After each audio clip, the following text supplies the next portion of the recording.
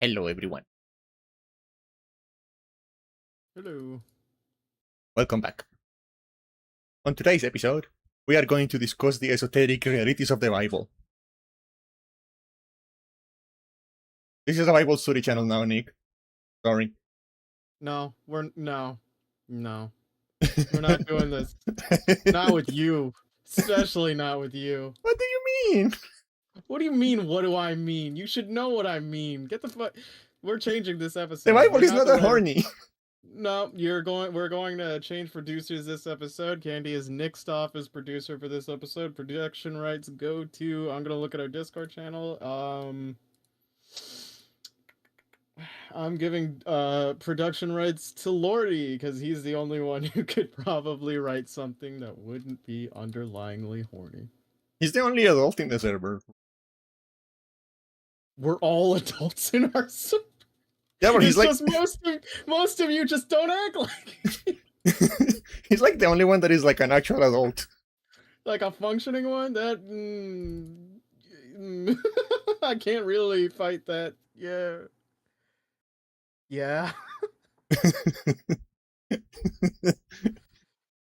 Oh, that is discouraging. Yeah, hey, it is what it is. Yeah. No, but I because like wait, I need to respond to a message. I have like actually been reading some stuff lately. I'm not reading the Bible, like Okay, yeah. but I've been reading some stuff like because I've been like I went into like a YouTube rabbit hole of like ancient like Western esotericism and stuff like that. Yeah. So now I'm just like really fascinated with all the weird shit on the Old Testament specifically. I've been reading a lot of stuff about that because the Old Testament is really fucking weird.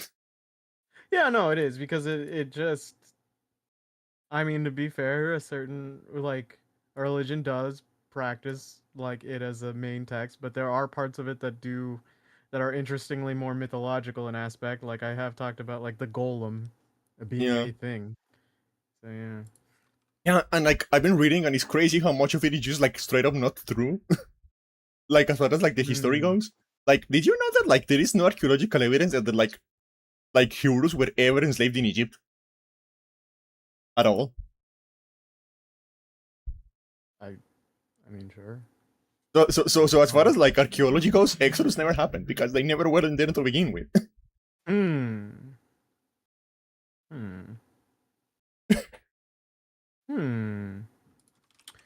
Let's see. Wait.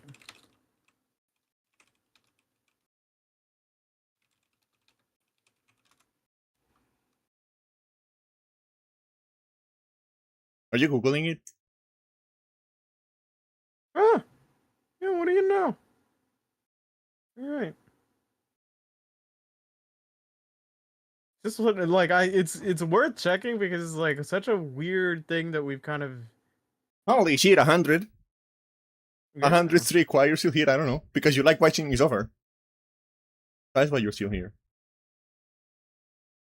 Is it really you suffering? When I'm Is doing it the Game Boy thing, yeah,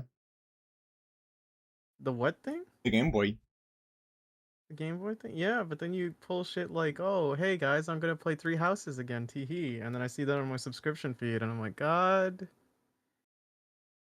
damn it, God. And the funny thing about that is that I actually made a poll on the Discord. Like, okay, guys, this thing about the GBA is You really did talk about it last week, yeah. this thing about the GBA is really like wearing me down. So Hmm. I need a game for like 1 or 2 days a week to like wind down You made like 15 polls. Why do you keep making so many polls? because it's funny and I What liked it. You were such a. Anyway, go ahead on your story. So I made a poll and I was like, okay, what do we play to take a break from the GBA thing? And I put Three Houses in the poll, but Three Houses didn't win. Yeah. Yeah. Okay. Three Houses didn't win, but then we were doing the GBA thing, and we landed in one of the Fire Emblem games, and that got me fiending for Fire Emblem, so we started playing Fire anyway. So you put a poll, and then you got everyone's input, and then you went, nah. Yes. Why even pretend to have democracy? You. This is so, this For the is, okay. international observers. Yeah, sure, whatever. For those that are new, a fun thing with Candy is I've known her for years. She is the kind of person that if you tell her to do one thing, she won't. Yeah. She kind of just goes by the beat of her own drum, and you kind of can only just hope that maybe some of it will go, and maybe she'll be like, I guess they're right, but really it's just a crapshoot, and you kind of have to just deal with the fact that you're just going to have to witness her do what she wants. Yeah. She gets so mad if you don't vote. You're a piece of work. usually with your stream chat, you're like, oh, woe is me, everyone bullies me. And you know what? Sometimes I do feel for you. I'm like, oh, sometimes I bully. But then you pull this stuff and I'm like, oh yeah. This is me. Well, I am not. Well, no, I'm not doing. She's 100% this. This is me. And then she keeps like 3 different things. One, and she did like the 3 things that didn't. Then why would you put the 3 things that you didn't like in the polls, Candy? I mean, I did like the things that won. I just like the other things more.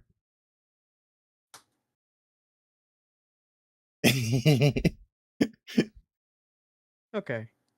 For those that may be watching, how long is Fire Emblem Three Houses on average? Like 180 hours. I recently realized she's probably single because she's only into people that hate her.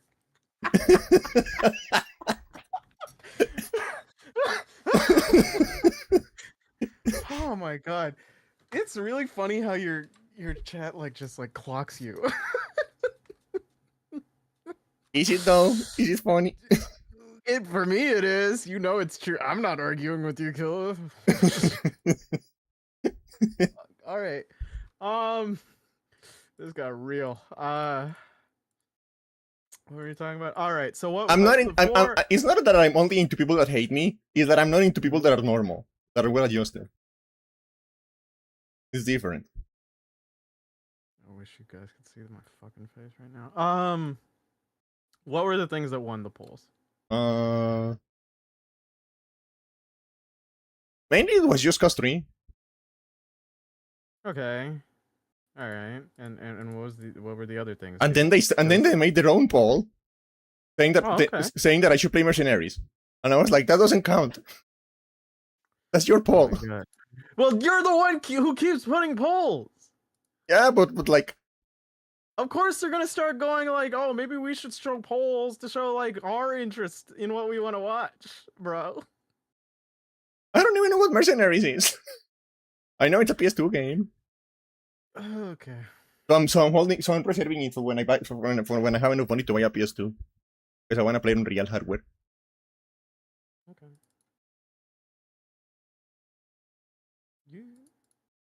You do you. Yes. You do you. And I don't know. I feel like I'm going to get banned for my 3 houses streams because there's something about this game that gets me like hornier than normal. She has no idea what it is, and she's boycotting. Yeah. So you get excessive. Okay. All right. Sorry. What? Because I forgot. What is the average time of one campaign run of 3 houses?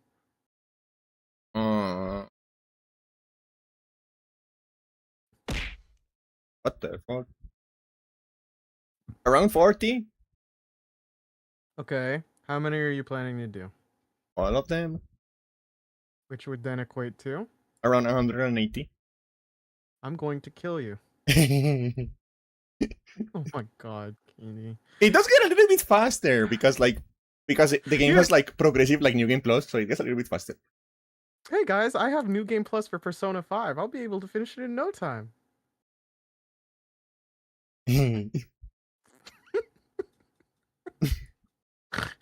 It's your stream. I can't really say anything.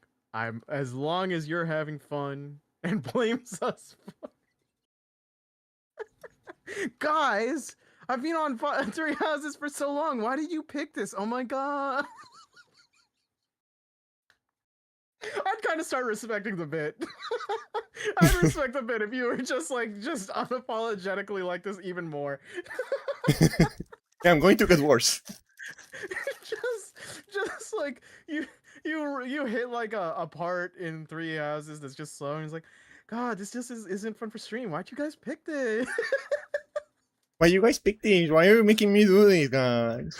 Oh my god, haha! It's so tough being me. Why did you make me do this, guys? I don't get it. Guys, so fucking. Fire Emblem Three Houses, how long to beat? 75.5 hours main story, 49.5 hours main sides. Completion is 210. Well, Candy is running on his New Game Plus, so I imagine that does cut some time. Oh no, I started a new save for this one. I'm just mentioning like as you do the other campaigns, you get like progressive New Game Plus. Okay. But it's a really good game. Like I really like this game. I know I you've played really this. like You've replayed this game like 4 times at least, from what I remember. Yeah. Mm. You have to also double it because there are moments. Ah, that's true. That's true. But yeah, I have spent so much time just like zooming in on Manuela's titties.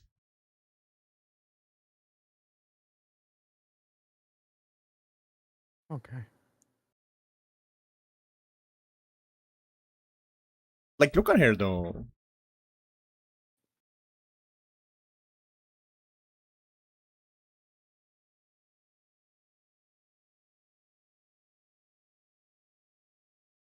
Look at her though. Oh yeah, you put her in the server earlier. Yeah, yeah. She's an absolute disaster. I love her for that. Like, you know how in the game you are like a teacher in like a monastery for like rich kids? Mm-hmm. And then there are like and there are two other teachers on the because like there are like 3 houses, hence the name of the game, right? And each Yeah. house has like a teacher, and there are other 2 teachers, and she's like one of the other teachers, right? And the Yeah. other one is a guy called Hahnemann, and he's like a Oh, primo. they're the ones who have the hate each other dynamic. Yeah. Yeah. Okay. Uh, he's the one that is like more like prim and proper and like very scholarly, very organized, very Mhm. you know the whole thing. Yeah. Yeah. And at some point you have a conversation with him, and he's like, I cannot understand how she's so slovenly. Like the other day I lent her a book, and when she returned it to me, it was like covered in weird substances and like wrinkled and like. Ugh. And then just today, she was walking down down the dining hall. Her foot fell on the floor. She just picked it up and kept eating. And when she saw I was looking at her, she just went She looked 3 second me in the eye? rule. Oh, I thought you were just gonna be like, she looked me in the eye and ate, or like kept like undering, eating. She just went 3 second rule.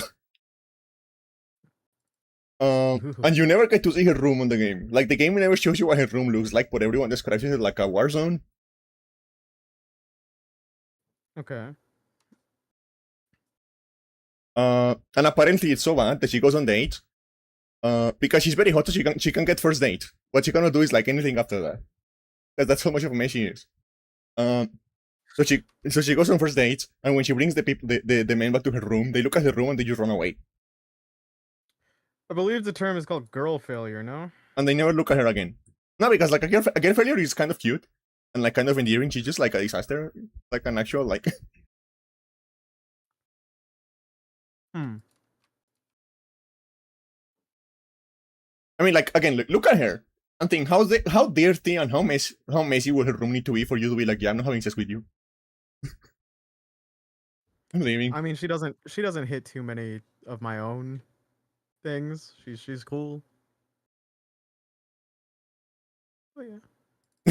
I don't know. I don't think I could date a slob. It's not like I'm perfect with that stuff, but there are things where like bad hygiene is definitely a turnoff for me. Yeah. So like I'm sure like I'm sure depending on like the situation at home, I if I saw mold on dishes or something, I'd be like, this cannot be. Mold is like a recurring theme with VTubers. Like every week you see a new VTuber like dealing with mold on their Twitter. It's like, why does this keep happening? It's because they live in moldy places. It goes in their brain, and then they decide becoming a VTuber is a good idea. Yeah, I don't have mold.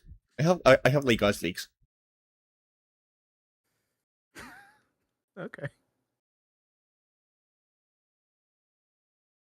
No, like I love the character. I love the characters in this game. When I started playing it, um, I just spent like 30 minutes just like going through the characters and like talking to chat what their deal is, right? Yeah. Because I just love them. I know so much about them. I have no idea. There's this little child. There is this little child called Flame. Yeah. And she's very cute. She's very adorable. But the thing that is really funny about her is her personality. This is her.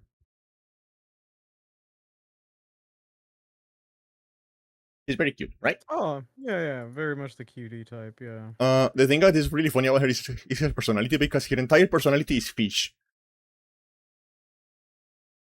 What? Whenever you talk to her, she's talking about fish, and she likes when you give her fishes, and she wants you to get her more fishes, and she gives you quests that are like about fishing. I saw green hair and my brain went gay Pope. Thanks. Oh, right. I remember this. Um, I remember about that. Yeah. hmm. I wonder why only people with green. Why only people associated with the church have green hair in this game. I wonder.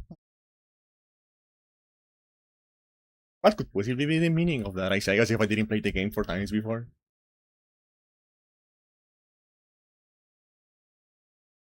But Flame is not the only child. Okay. There is another child.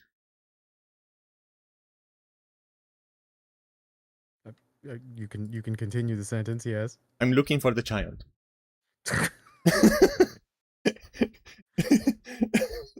Okay, here's the other child. Her name is Lysithia. Okay. Let me make sure I get her age right. Because she is like the youngest one. And she's also like the shortest one. Wait. Okay. So wait. You're a teacher at this academy, but is it like is it a military academy where the characters in your class vary in age, or is it Yeah. just like you? Oh, okay. All Um right. I guess that makes sense. so she's like around 15 years old, which is like she's like the youngest one, right? Yeah, baby. Um she is 145 centimeters tall. Okay. So she's like absolutely tiny. Yeah, Um yeah. but the thing I really like about her is that she is a tactical nuke. Uh-huh. Like inside of her little body, there lies a hydrogen bomb, and if you level her up correctly, the game just breaks. Oh, jeez. Because like, okay, so she's like one of the most powerful mages in the game, but she also has Mhm. like a hidden affinity for swords. Yeah. So you can like she's one of the characters that gets like classed really well into a class called the Immortal Savant, which is like one of the most powerful classes in the game because it is super fast. So it gets a lot of like movement squares because it is like a tactics game. So you have like to move like your units in a grid, right? Mhm. Turn based and stuff like that. So she get like a lot of movement squares. So she can move through the levels really fast. She gets like insanely high dodge, so enemies barely ever hit her. Uh, she has like very high magical affinities, so like all of her spells usually like deal like double damage and stuff like that, and have like high crit chance. And she also has like a high critical chance with the sword.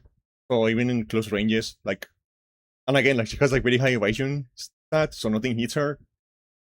But you can just like pick her up, level her up a little bit, and then you can just have her run around the map killing everyone. Jesus. And yeah. She doesn't do that. But the main two units that are carrying my game in this moment are her and Hilda. But you know Hilda. I have showed you Hilda a lot.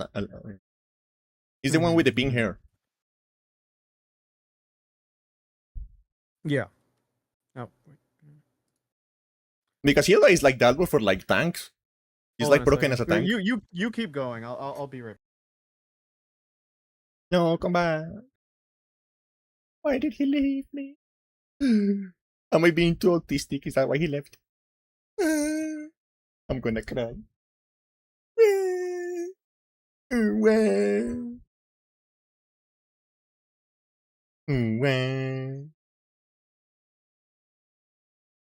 Let me find a picture of Hilda. Well, that make him live now. Yeah, I guess.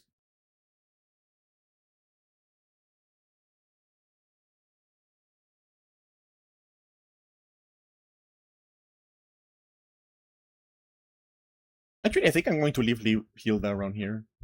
Hilda is going to live here forever now. In the wall of the waifus. We have Hilda now.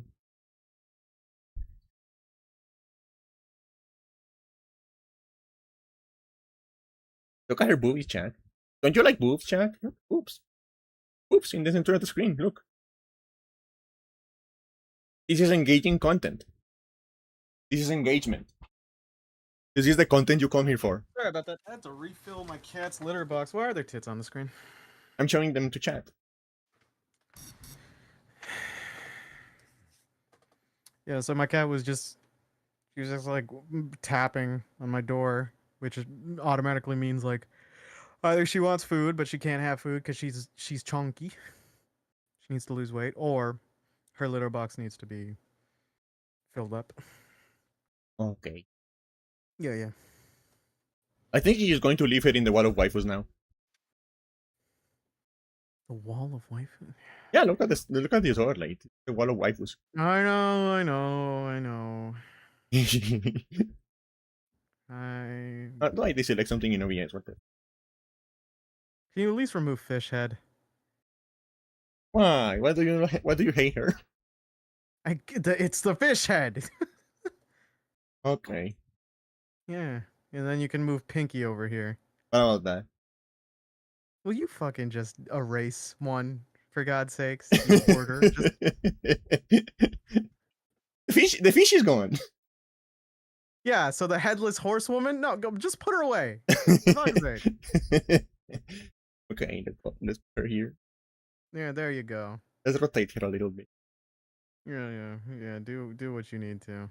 Actually, don't do it like that. That makes her look like she's gonna go do stuff to me, and I don't like this. Okay. Thank you. Yeah. So yeah, All right. like the thing about like this game and what Kilo was mentioning is like there's this character.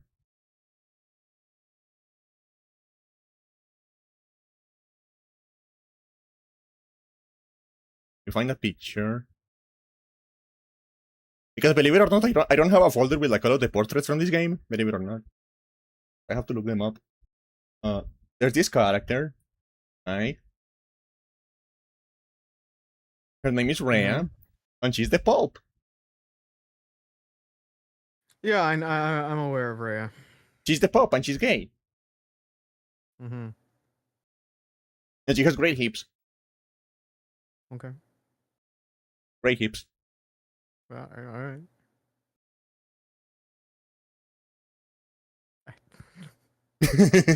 I'm just thinking about the hips. I know about Rhea because like I've had a coworker play Three Houses in the lobby because they brought their Switch. And I know other Fire Emblem fiend friends who have Yeah. also shown me a few characters that I at least recall to a degree.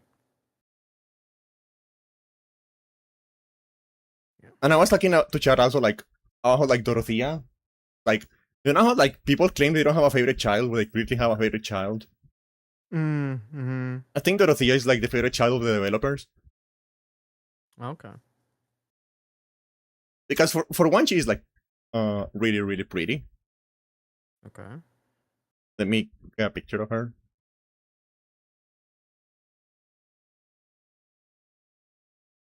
She's really, really pretty, right? She's very, very pretty.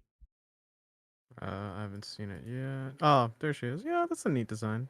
She looks like she could be, literally be interswapped into Persona, but yeah. Yeah, she's very, very pretty. She's also one of the students with like the highest like magic potential and like luck potential in the game. She's super smart, she's super strong, she's super empathetic, super kind. She's basically perfect. She has no flaws. So I feel like the developers were like, okay, we love her. We're going to make her perfect. She's going to be the perfect woman. Everyone will love her. She was definitely the favorite child. Was definitely the favorite child. And there's this student called, because like in the game you have a father, right? And the writing the writing in this game is really funny because like early in the game they tell you that like they don't know how old you are, right? Nobody knows how old you are. But then, oh wait, Nikki's gone.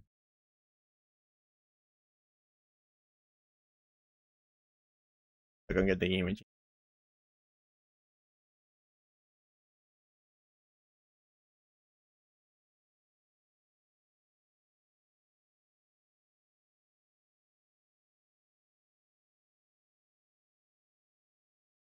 The Casper will need something again.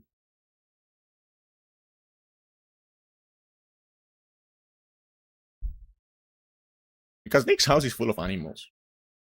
He has a lot of pets.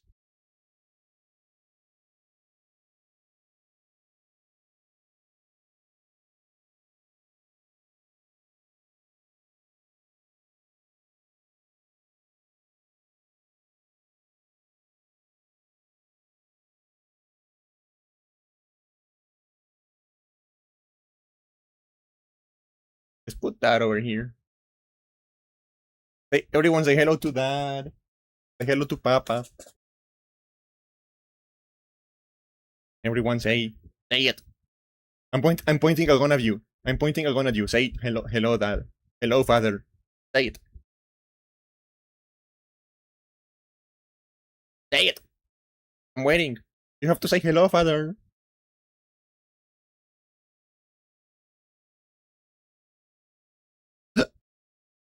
Oh.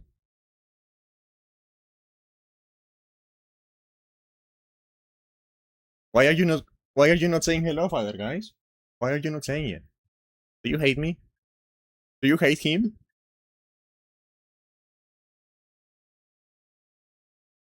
Say hello to Father. Ah.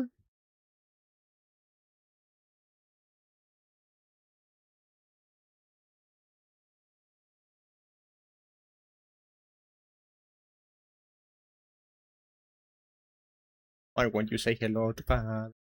I realize I also need a picture of Leonie. Tell Nick about them. Find a picture of Leonie. Where is Leonie? You fucking weirdo.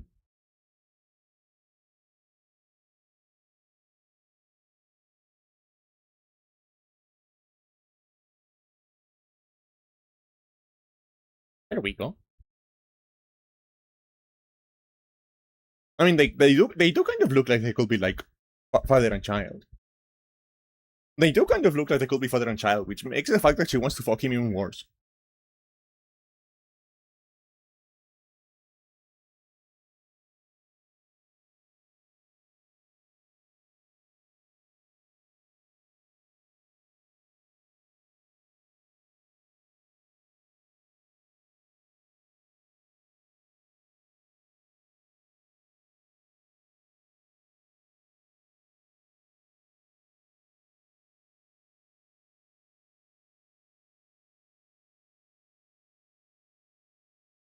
I'm also trying to find a picture of mom because the game actually no, but like I cannot show you guys like that now that I think on it because it's a huge. The picture of mom is a huge spoiler. That was causing stuff again, but luckily she went to the washroom as predicted. Then she made a bit of a mess, and I had to clean it up. Yeah. Because she is too hyper. She got the zoomies late at night. I don't know why she did. Cats always do that. Yeah, no, but she got it like right after she went to the bathroom, and that caused the mess. So yeah. Okay, so who is in screen right now? Not Casca Uh, and not Guts. okay, so in the game you have a father. This is dad. This guy is dad. Say hi to father. That's your character's dad. Yes. Okay. And the game is really funny because the game tries to like make a mystery of like how old you are. It's like nobody knows Mhm. how old you are. Nobody knows how old you are. How old are you, Professor? You don't know? What do you mean you don't know how old you are? But then the game tells you in the same chapter that like your dad ran away from the monastery when you were born 21 years ago. Okay. And he's like, okay, so how do we not know how old we are?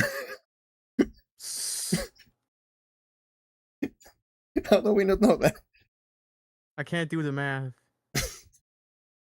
Like it's like someone born in the year 2000 telling you they don't know how old they are. I can't do this. I can't do this. The numbers, they got too big. Dude. Okay, so yeah. No. So his dad he's an alcoholic, but he's a functional alcoholic, so it's fine. Um, Oh, okay. he's actually really nice, and he tries to keep you That's safe and stuff good. like That's that. good. He's one of the rare good video game dads.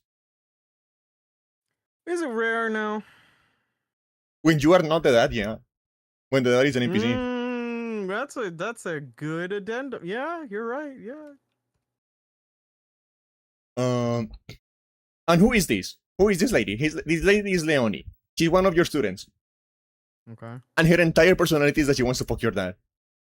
Ew. She will not shut up about him. Ew, you're getting an F. Get out of my class. You're expelled. She Leave will. this country. She will not shut the fuck up about him. Ugh. Every conversation dare. you have with her is about your dad. Gross. She will mention him every chance she gets. She like waits outside of his room. She like. Ew. What is, bruh?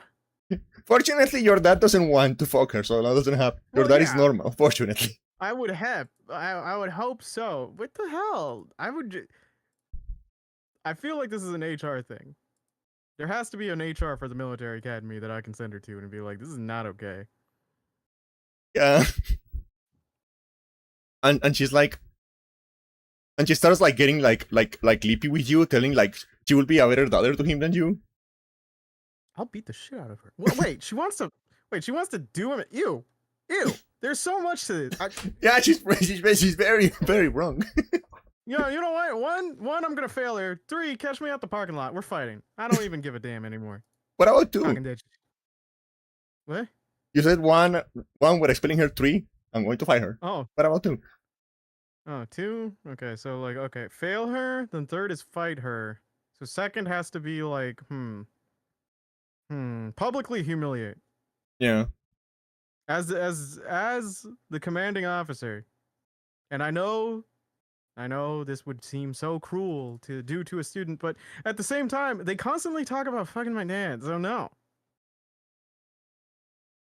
You don't get common courtesy. Ugh. And what was I going to say? Oh yeah, and like literally like because like you can like after you complete certain requirements, you can watch conversations between students where the main character is not involved to like develop the relationships and stuff like that, right? And even in those, she talks about your dad. Even when she's not talking to you, she talks about your dad. Oh my god, she sounds so annoying. Yeah. He talks about your dad all the time. And he started like genuinely like imagine being a teacher and discovering that one of your students is fucking one of your parents. Well, she hasn't. No, but like genuinely imagine being in a situation when you were a tutor, discovering that one of your students was like fucking your mom or something like that. But the difference is she wants to. She hasn't actually done it. Yeah, but what? I'm just like trying to like picture like the actual nightmare that would be like. Oh, the actual. Well, one, you know, the parent would probably not be long for the outside world. Yeah. And 2, all bets are off. How dare you do that to my family? I will destroy you. Yeah, and then we go into like because like she's romanceable, right? She's one of the characters you can romance. So like we started like getting into like imagine like having sex with someone and they start mourning the name of your dad. She just sounds like such a. She just sounds like such an insufferable character. Like, why? I'm getting like mentally exhausted by this description. Who would like this character? Not many. Not many. Not many. I I just find it really funny. Yeah, I guess. I guess like as a comic pursuit, but unless the quest line ends with her going like, "I'm out of line. You're better than me." I can't see a situation where I wouldn't want to just like put her in the front lines and going like, "Oh no, she's dead." I mean, you can do that in this game. This game is permadeath. Oh no! How unfortunate. Oh no. Oh no. I'm going to that. I'm going to be talking mainly on like the characters from like the house I picked. Mm-hmm. Wait. Oh right, because you do have to pick a house. So okay. Enlighten me. So for the house that you pick, that is the house that you are you are a teacher in, right? Yeah.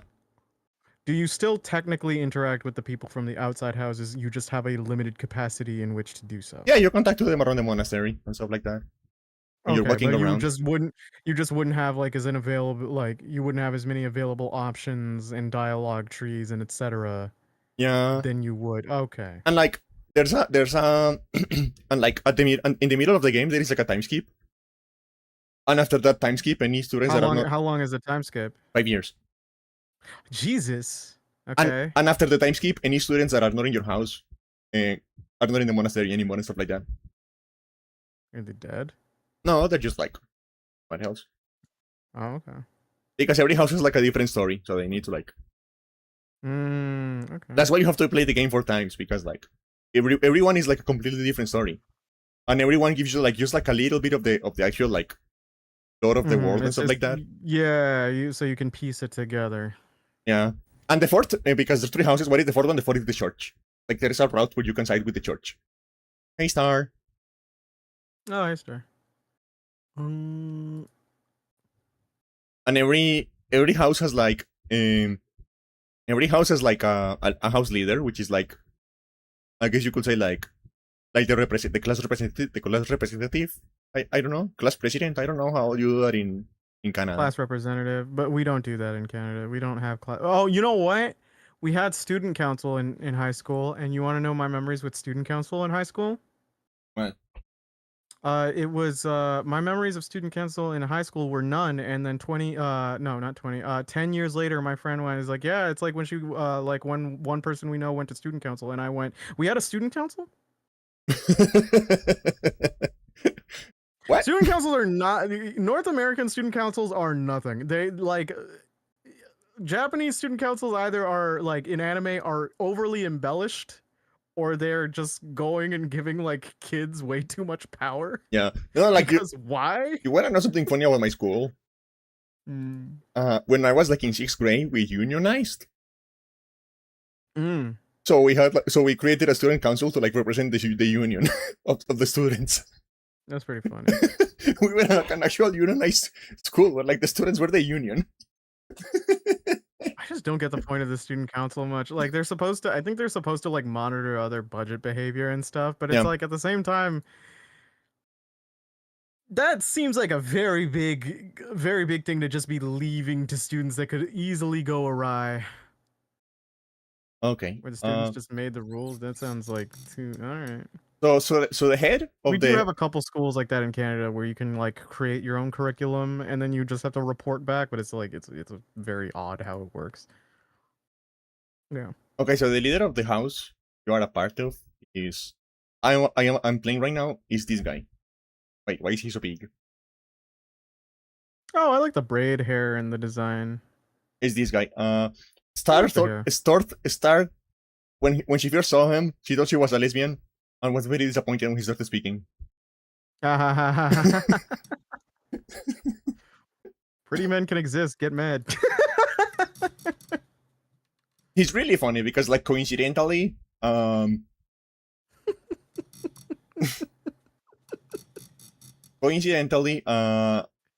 because like what an amazing coincidence, perfect for the story. This year, all of the like leaders of the 3 houses are like the heirs to the respective like country. Yeah. So like the other house is like a prince, and the other house is like the daughter of like the emperor, stuff like that, right? Mm-hmm. What's really funny about him is that he's only been like in the royal house for like a year, because as you can see, he is brown a little bit. Uh, and that means Yeah, he is. and that A means that little. He's on the light skin side. Yeah. and that means that one of his parents was not one of the, because the continent is white people. The continent where the game takes place is white people. Oh no, he's not full. So he's like one of his parents is like from another place. So he was just like living over there with his dad. And like it was only like But is his last, dad the foreigner or is yeah, mom the foreigner? his dad. Okay. And just Yeah, like last alright. year, he realized like, oh, actually, I'm like the heir to this place, technically. Mm. And he went and they recognize him, and he's sticking around because he thinks he's funny. All the scheming and stuff like that, he thinks he's funny. He's like a little trickster. He has like a lot of plans, a lot of schemes. I kind of spiritually resonate with this dude then. If his whole shtick is just like, I'm not really in it for like some power. I kind of just want to shit disturb. Yeah. I respect the hustle. I respect the hustle of just like being the only colored guy in an entire group of white people and just being like, hey, you want to see me mess with them? Yeah. What other students? There's this guy, like I don't like this guy. This guy is like the rich guy that thinks he's better than everyone else. Okay, yeah, you're is it Ojo sama type? I don't know. I don't. This guy. But like the main thing I remember about him is his fucking hair. What the fuck is wrong with you, guy? It does not match him. What is wrong with you? And like I'm trying to find a picture of the back of his head. Oh, there it is. Because his head is worse in the back. His head is worse in the back. Someone got one of those, you know, those triangular rulers. Yeah. They got that and cut his hair over it. What the fuck is this? Look, his head is worse in the back. He's got the Majima, but it's like the front looks just way worse. And it's like a little bit shame. It's like a little bit too high, I think. It's kind of a shame because if you did the bangs right, he could have like an asymmetrical bob, which would actually look fine. But whatever this is just, it's one step away from bowl cut. Yeah. Yeah, these are bad. Yeah. And he thinks he's better than everyone else. He's always talking about being like the nobility. And like, oh, I'm from a noble family. So we have the decorum and we have the responsibility and we have like do you know I don't Star upper crust. That I don't know any of the male characters in Genshin Impact. Yeah, she's at least honest about what she is. Another character in the house is this guy. He exists. His hair is something, but the design kind of works with it. He exists. Okay, so next character. I don't know. He's just like a nerd. He's just like, oh, I love books. Okay. There is Marianne, my precious little baby. My precious little baby. And she's so sad because she's traumatized. She has childhood trauma. So she's super shy and super apologetic all the time. And she's always sad. I don't see the, okay, right? Oh, I like the design. Well, to be fair, blue hair is an easy win for me. Yeah. And she's always apologizing to everyone, and she doesn't like talking to people because she's convinced. Ow. She doesn't like talking to people because she's convinced that she's going to like bring everyone bad fortune around her. Oh. And that she cannot do anything right. And she's so sad all the time.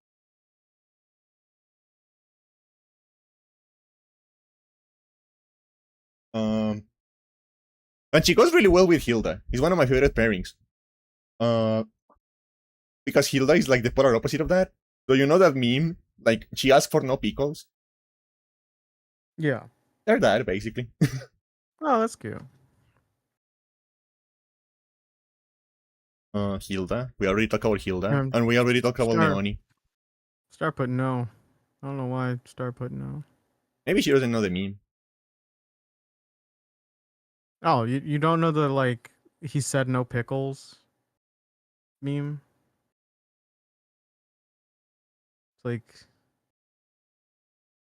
really? Look, That one made here's rounds. the meme. Yeah. I mean that's the Superman one. The usual one is like the animal head one.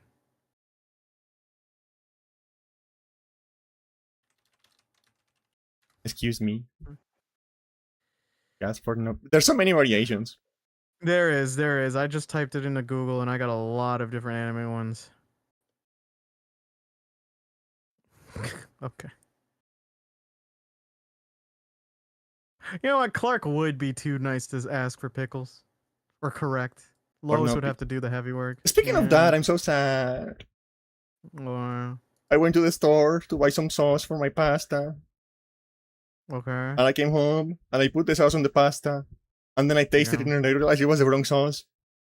Oh. But I had already like mixed it up with my pasta, so I couldn't eat my pasta.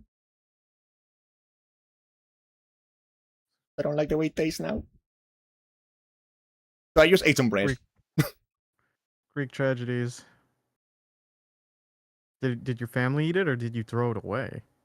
Uh, they ate it. That's good. I wanted my I made pasta. I was like getting tired of rice for a bit. And I also have to cut down on my gluten. Oh, I have So completely like replaced rice or like with rather white pasta. rice. Yeah, I'm different on that. I usually like rice, but I kind of wanted a break. Plus, like, so I was like, what can I make? And I was like, oh, I had like some potatoes laying around. I was like, you know what? I'm gonna make poutine because I'm Canadian. And I cut up a bunch of fries, put some garlic powder, some salt, some pepper, some cooking spray, mixed it together. Got some leftover mutton curry, spiced it, then mixed it with my fries. Added some cheese, melted that. It's delicious time. Some sour cream too. Wait, I Yeah, forgot to show you one character. we got the mutton curry from a friend. It was really tasty. This guy. Oh yeah, the He, missing Armstrong. his name is Raphael, and Doing steps. this I usually motherfucker. I usually have to do steps just to make like food interesting sometimes, and then I I don't have to like like. cooking. I always cook the fastest thing I can possibly think of. I don't like cooking. Oh, I for me considering my metabolism, I gotta like I gotta do some meal preps. Sometimes I do. Sometimes I get a bit lazy. Oh yeah, he looks like a missing Armstrong. He is 16. What He's 16. did they Did they slaughter a bull when it was high on adrenaline and just put that in his blood? What the fuck is this? What do you mean he's 16? According to the game logic, he just ate so much that he just got like that. That's not how that works. Oh yeah, and his shirt is like barely fitting. Going to like Yeah, explode. why wouldn't you order a bigger shirt? What's funny is that like the game has a mechanic where like every now and then when you're exploring the monastery, you can find like missing items, and then you have to guess which student the missing item is for. And if you Mhm. and if you give it to them, you get like a bonus for like your relationship with the student. And one of his missing items is a button. Oh, poor guy. Like he just exploded, and it's like, oh right, I need this Poor one. guy. You should just get better fitting clothing. Come on, man. Yeah. Baggy shirts aren't anything to be like ashamed about. I mean, maybe because like they're like kind of like, you know, the thing about anime where like everyone is like slightly different, but like it's actually like technically a uniform. Yes, But, yes. You got the slight alterations to show your individuality. Yes. yeah, maybe the monastery just didn't have like a shirt big enough for him. Oh, really? You can produce so many uniforms, but it's just like this one guy we're not even gonna try. Maybe he shrunk on the laundry, and he just like, he was too lazy That to could be a replace little it. more. That could be a little more believable, I guess. Yeah. Um, I think you should get baggy just in case, because like again for the shrinking potential in laundry, and also we don't know if this motherfucker is going to get even more shredded and just like become like the Hulk. I mean, he is 16. He could always grow. Yeah. Oh, that's Actually, terrifying. let me see how big he is, because that information is available. That was on the like art book for the game. I bet you he's like 6'4" or something. Like he's Shaq level. Okay, so he's 6'3". I was close. But the thing is, like, it doesn't say if he grew up after the time skip, He just becomes 8 foot tall. because a lot of the characters have like they are actually like visibly taller after the time skip because they're teenagers before the time skip. So for example, the one with the terrible haircut. Oh, he doesn't get a. He doesn't get a. What about Hilda? No, Hilda. I guess only some of them grow. I don't know. I guess only the very young ones grow. Yeah, he's just like a big guy, and he's always talking about eating. Okay. Oh, okay. So I already showed you Manuela, right? Mm-hmm. Which is like one of the teachers. Ooh, so EP. I'm kind of EP too. I didn't sleep yesterday. It was too fucking hot. I couldn't sleep. This is the. Why is it so big? This is the other teacher. Oh, the one that hates her? Yeah, his name is Hahnemann. Okay. And He just looks like Watson. in the in the game there is this thing called crests. And crests are like magical abilities bestowed upon like certain bloodlines that only some like people in the bloodline inherit. Why don't you want to shower? Showering is great. I'm sorry, I started. I don't like showering. Oh my god, I feel so nice afterwards. I feel refreshed. It's just like a chore to me, so I do it as fast as I can. Just like turn your phone speaker on, listen to a podcast or something, and then just shower. It's not that bad. I'm always doing that. That wouldn't change anything. Oh my god, you too. I wish there was like a powder you could use to just like clean yourself, like in like minutes, call it a day. I'll be real with you. Like when I get ready for a plan to go out and I do freshen up, it is a bit of a chore. But by the time when I'm done and I feel like fresh, I'm just like, you know what? Yeah, I feel pretty energized. This is pretty nice.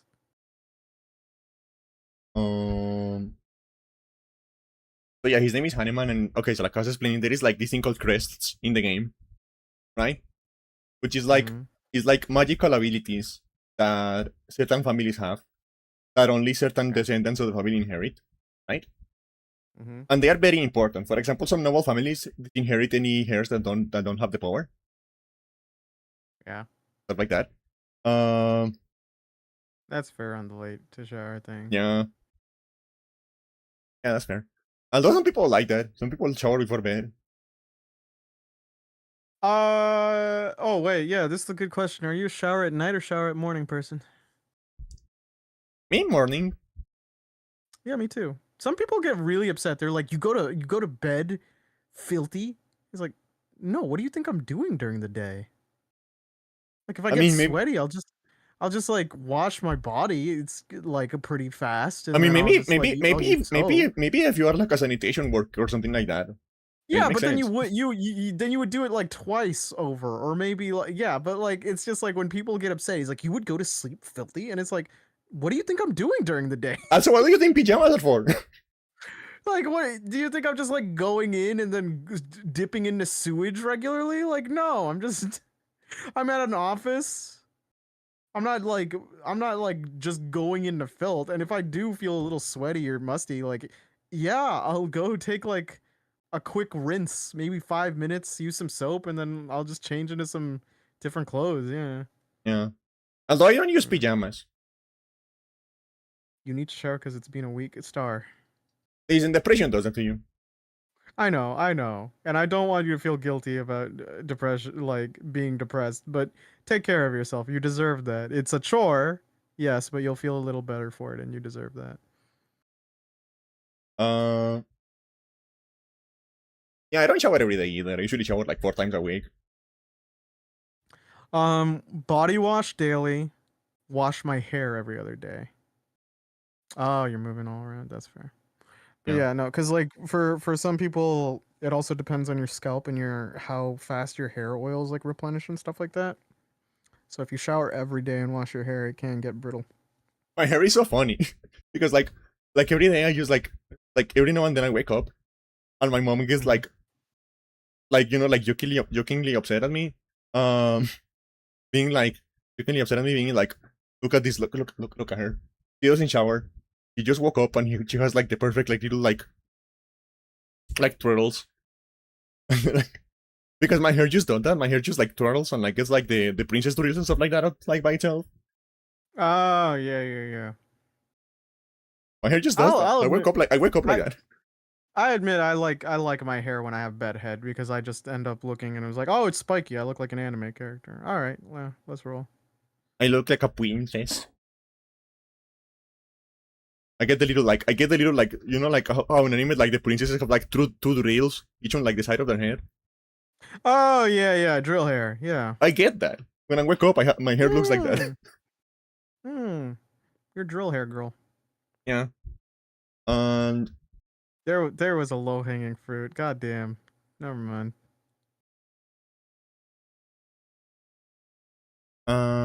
what was I going to say? Oh yeah, back to this dude. Okay, so like, and he is like a scholar of Stop being crest. anime. It's getting cringe. You're at a VTuber podcast. That's the plot twist of that is the plot twist of this channel is that I am the one VTuber that is actually an anime girl in real life as well. Oh, man walks into circus and gets angry. He sees clowns. Oh, my fuck. No, no, like that is the plot twist of this channel. I am the one VTuber that is actually not a human in real life. I am actually an anime girl entirely. Hmm. You're trapped in the 2D? Yeah. Too What was I bad. going to say? Oh yeah, back to this. I really do wish I could like disable ads, but like 3 an hour is 3 an hour is like the minimum amount Twitch will allow me to do. Like I don't get Wait, any money from them. Twitch makes you do this for like 3 times an hour? No, 3 minutes, 3 minutes every hour of ads. Oh, okay. And all right. Uh, That is pretty frustrating. that is the minimum I can do. Um, that is the minimum I can do, and I cannot turn it off. And they decide when they decide when to do it. I don't do it manually. Twitch just does it.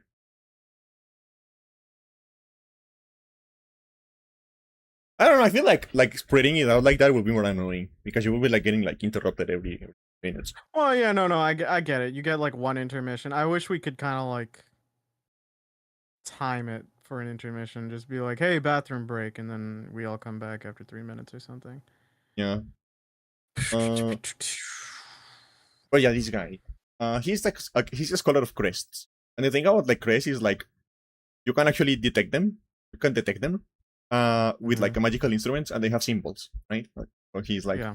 his room is like covered in like papers, like with the symbols and shit. And when he tries to Mhm. like when he tries to study your crest, his instrument isn't able to like see it completely. So he starts asking for you for stuff. He starts like, okay, can I get like a sample of your blood, please? And just like a little bit. Can I get a little bit of the blood, please? Can I get some of your hairs, please? Please, for my science. Yeah. For my science, can I get one of your hairs? Some of your hair? Can I get like a couple of square inches of your flesh, please? For my studies. He actually literally asked you for a couple of square inches of like your skin.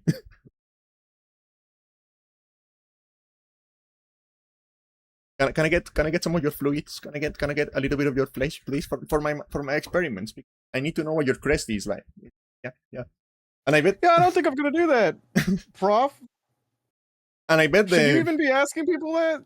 and I bet the writers were feeling so clever because at some point he realizes what your crest is, right? Mm. He discovers what it is.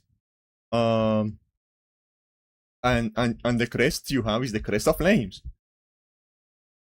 Okay. And it's like crest of flames? Almost like a fire emblem of sorts, maybe?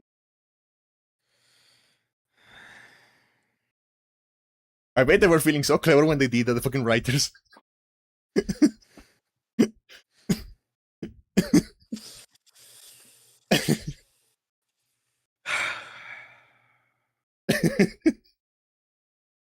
So okay. And the crazy thing is like your crest is like the only one that has like a normal name. Because all the other crests are called like the crest of Gautier, the crest of Salsithian, stuff like that. So it was intentional. Calling yours the crest of flames was intentional. They couldn't even go Crest of Infernal or Crest of Inferno. Oh, it's the crest of flames. Okay. Kind of sounds pretty basic, actually. What are we, some sort of fire emblem? It's pretty much. I'm so. What? What is stupid? Why would they do that? Let me ask. Hmm. Do the other Fire Emblem games have a fire emblem, like an emblem of flame, an emblem of inferno, whatever? Is that pertinent to each of them? Some of them, yeah. But some just don't. Yeah, it varies by game. Wow. Okay. Like in Fire Emblem Awakening, there is like a shield that is literally called the Fire Emblem, and it's like the symbol of the royal family and stuff like that. And it's like apparently like very magically powerful and shit. So the Fire Emblem is just like a transient thing throughout these different entries. Like it could be anything. Because like the thing about Fire Emblem is that like the games are not like connected, like an anthology series. Well, I know that, but like it's not as if it's like a constant throughout this thing. It can just be anything, but with the name. Yeah. Like could like because I don't want to be mean to it because like there are other series where it makes sense. Like Persona, you have your personas. It's just like Final Fantasy doesn't really abide by this because some of those entries aren't final in their own thing. But it's just like the Fire Emblem can just range from it's like, oh, your crest, which is symbolic of your soul, or the crest of flames, and then another game is like it could be a shield, another it could be a person, another it could be like look at my Toyota Camry. I put flames on it and its emblem is red. Okay. And in this game is like, what if you were the Fire Emblem? Okay, whatever. I don't care, bro. What if you were the Fire Emblem? Is this the one with Byleth? Yeah, you are Byleth. Okay. Okay.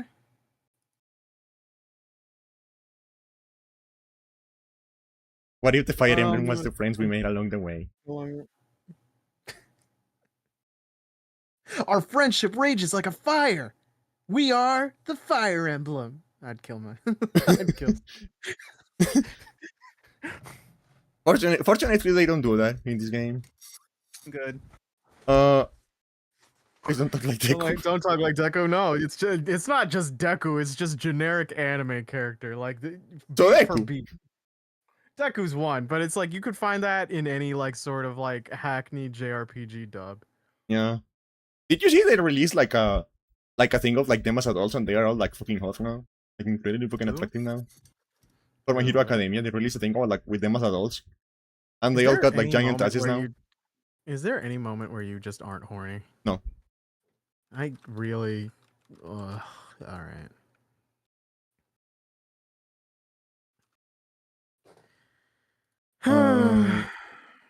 And like what was I going to say? Her DMs prove that you are right. You are absolutely right. Oh, what I was going to say. Oh yeah, there's this guy in the game called the Gatekeeper, and he's like his name is like his name is not the Gatekeeper. He's just like that because like he's like a generic NPC. He's not meant to have a name. He's just meant to be like a throwaway NPC. You're not meant to care about him. You're not meant to talk to him. He's just there. But for some reason, the community loves him. So in the follow-up, in the sequel, he got like elevated status. Every hour of every day, she's just like, man, I'm too tired. I don't care. It's fine. He doesn't even have a face, the Gatekeeper guy. People just like him because he's kind of funny. Like the way he talks. Can you think of other game where that happened? Where like a generic NPC got like elevated to like, oh, that's tough. Main character status? Main character okay, you have to be a little more specific. Do you mean main character status within the series or the game because of popular thing? Or do you just mean like very well received in fanfare? Okay, so Fire Emblem Three Houses has a sequel, right? Watch Dogs Legion is, yeah, you're right, because people love Wrench in Watch Dogs. Yeah, go ahead. Fire Emblem Three Houses has a sequel, right? And in the Mhm. sequel, the Gatekeeper is a playable character. Okay. So I think this is just like the series understands that that character is well received and then elevates their importance is what you're saying. I'm trying to think.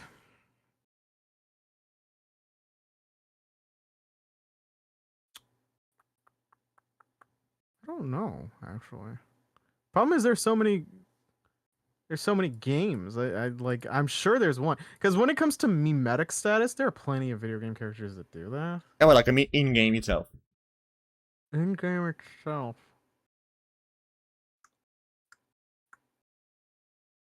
I want to say one of the Castlevanias had to have done it. But I might be wrong. I mean, Oh, you know, I guess Alucard didn't really have like much of a character in three, but like no well, one yeah, did. but no one did, and then they kind of just went on with it, and then Richter's like shtick, and then he kind of got to a la carte. You know what? Speaking of, forgot. I learned Yeah. something crazy the other day. What? I did some research, and Okay. apparently, Castlevania 3 is the first piece of media where anyone refers to the son of Dracula as Alucard. So they invented Yeah. that. Yeah. Of course. Yeah. Because Alucard shows up in like the name shows up in like an older movie, but in that movie, Alucard is like the name Dracula is using to blend in with the humans. Well, yeah. He wouldn't. you're, you're talking about you mean like Bram Stoker's Dracula? You thought like there was media where he'd just be like, my son, what will I name him? I just My name I just backwards. thought like because Castlevania is so like built around like taking stuff from everywhere else that I thought that was also just like a reference to like another book somewhere. I don't think it was a reference to another book outright, but like yeah, just because Adrian Tepes, like in terms of Okay, like the Star, Dracula, you think I don't okay take care. I don't Night really Night. remember much so on that, so it's just like yeah, Alucard is just a code name to make like Alucard go like oh I'm the opposite of what my father kind of embodies and stuff like that, you know. But yeah, okay, I was gonna say, character that became popular and elevated to status and importance. I'd say Zero for Mega Man X, right? Yeah, I guess. Yeah, because he also gets his I own games and everything. I'd say I don't know if the game plan was to always make Virgil as important as he was in Devil May Cry. Because in three he's a boss, he's kind of like an arc, right? Yeah, But then fanfare came, he's a playable character in four to the point where like his campaign is very confusing because it makes no sense if you play it. And yeah. then in five, he's like the biggest deal ever, and his DLC is like amazing. Uh, would Resident Evil have this? You do get a boss fight with Honk in Requiem, so maybe. That's yeah, but like you could, it's really hard to kind of gauge this when it's like how much of this was like the game maker's intent versus how much of this was like fanfare for the character. It's very tough Yeah. to kind of distinguish the two. I think, yeah, I wonder where Shiva is. out there living her best life. Yeah. And never gonna come back to a Resident Evil game because she's become a middle-aged woman, and Capcom fears those. Yeah. Beware the curse of Unless the you're a middle-aged woman. unless you're a Street Fighter one, in which you defy aging. Beware the rage of the middle-aged woman. Beware, cowards, all of them, all of Cowards. them. Yeah. You know what I'd give to see Claire? Oh, Yeah. or Jill? Well, no, Jill has like the virus shenanigans going on, so she's probably like weird. But like, Maybe that's the excuse yeah, they're going to use to bring her back and have her looking like she's 25. yeah, It's like, probably. oh, because she was infected. She unlike She the has thing Wesker did. decelerated aging. Yeah, that's probably the excuse they're going to use. Leon has a wedding ring, Yeah. so maybe he did marry Ada for God knows what reason. I don't know. I like the theory that it is Ashley and she's the one that is buying him all the expensive shit. I think it would be very cute if he married Ashley as well. She's I would the, also accept. I would also accept him marrying Claire for some reason because I'm like that. So because she's like the president's daughter, so like I think it's confirmed. It's not Ada. What happened to Ada anyway? do you remember that guy in Resident Evil 6 that was so obsessed Oh, with wait. Okay. Here's the thing about the. This is okay because you were about to say Resident Evil 6. I'm going to use that side tangent. One of the biggest stupid mini arcs of 6 is how Leon is utterly depressed and how he thinks he might have to chase Ada again. And you just ended up with yeah, no, they didn't get together. Yeah. Okay. I don't even like Ada that much as a like companion for Leon for some reasons. But okay. Weird payoff. Yeah. Yeah, do you remember the guy in Resident Evil 6 that was so obsessed with Ada that he made his own Ada? And the difference is that she wears blue. Okay, they haven't said any like they're keeping it anonymous on who like Leon's wife is. I'm sure for shenanigans. Do you think that guy who cloned Ava tried to fuck the clone? Yeah, probably.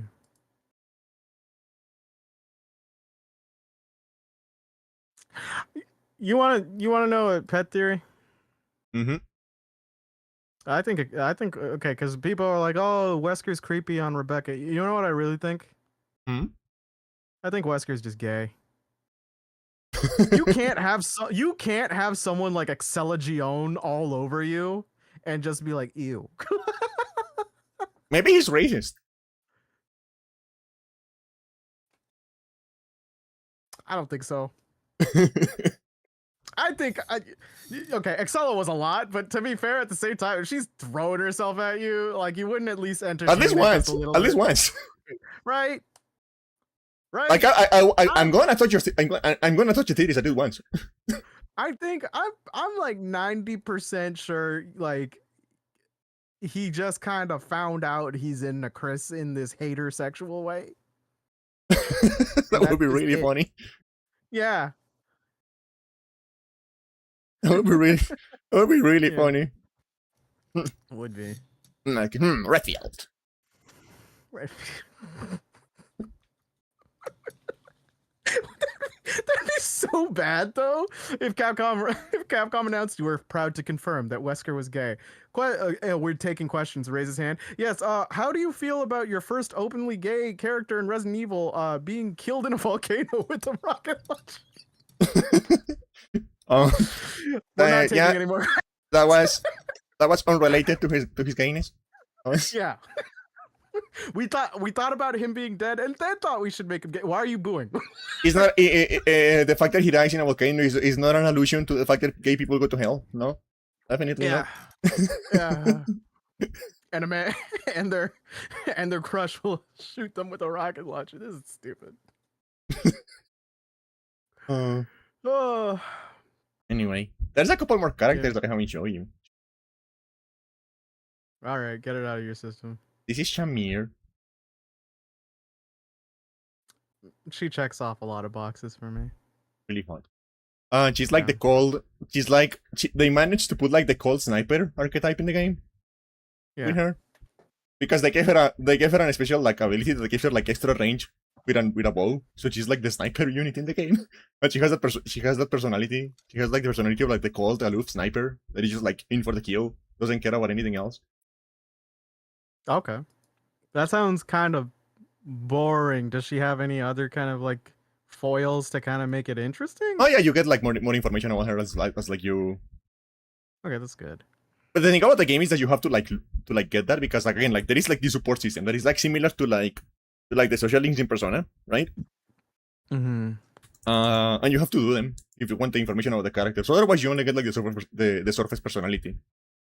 And once you start doing the supports, you get like a lot more information about her. Like you learn, for example, that she has like the reason she's like that is because she has she had a husband and he died and she's afraid of like losing anyone again.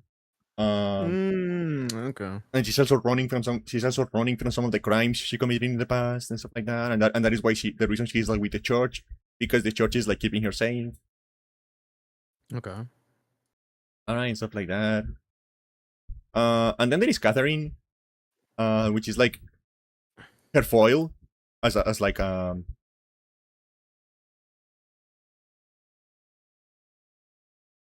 That's her foil is like as like a person. Her like Catherine is like they are like perfectly opposed to each other.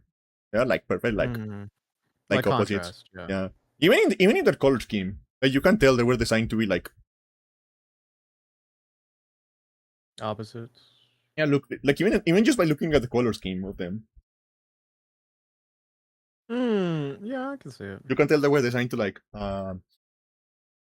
And Catherine is like the opposite person because like the thing is like this for like Shamir, despite the fact that she's working for the church, she doesn't believe in like the church. She doesn't strike me as a religious person from her backstory or her looks. Yeah. Uh, Catherine is the opposite. She's like super devoted, super like Yeah. Well, she's wearing like crusader armor. yeah.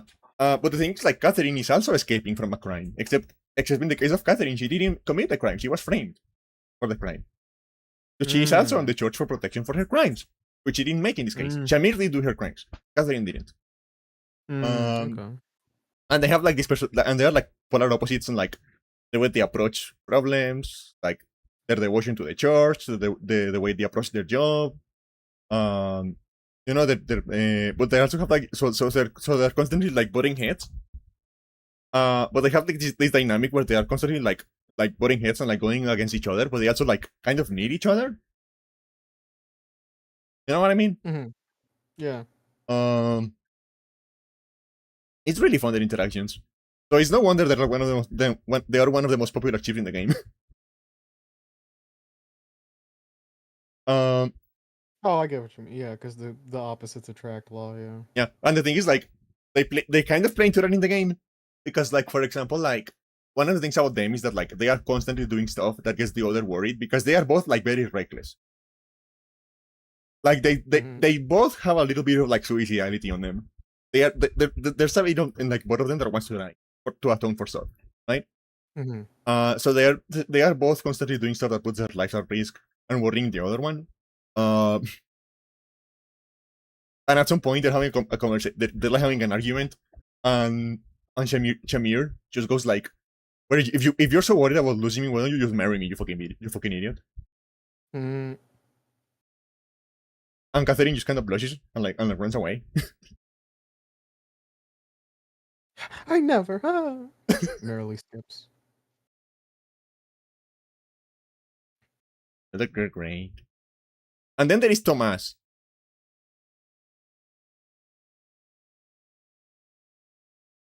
Gilbert. Oh yeah, what? There is Alois. I haven't shown you Alois because I my mind tries to like. You have shown me Eloise. I do remember this name. My mind tries to like pretend Alois doesn't exist. Because I really don't like him.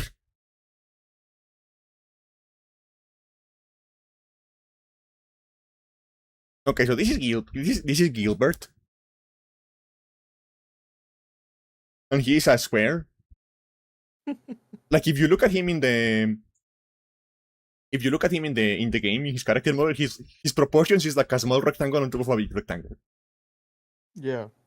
And his personality is also a square. There's not much to say about him other than the fact that he's a deadbeat dad.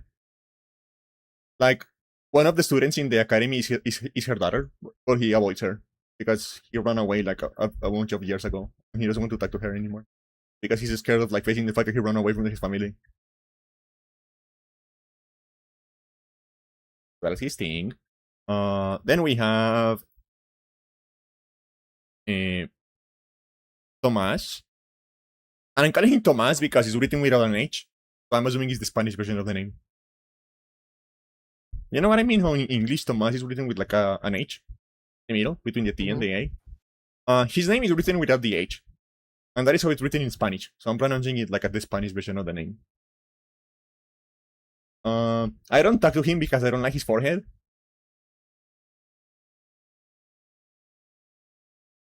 Yeah. And that's all I know about him because I don't talk to him because I don't like his forehead. Okay. Then we have Jeritza. Uh, everyone is scared of him. Everyone is terrified of him. Uh, he's constantly talking about like fighting and death and stuff like that. He almost never leaves his room. His office is underground. And he talks like this.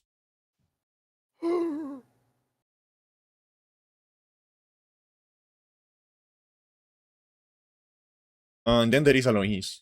I really don't like I really don't like Alois. This is Alois. Wait. Okay. And Alois is the guy who thinks he's really funny. I thought this was gonna be a different character, but okay. Yeah, all right. Alois is the guy who thinks he's really, really funny. Yeah. He's always trying to make stupid puns, stupid jokes.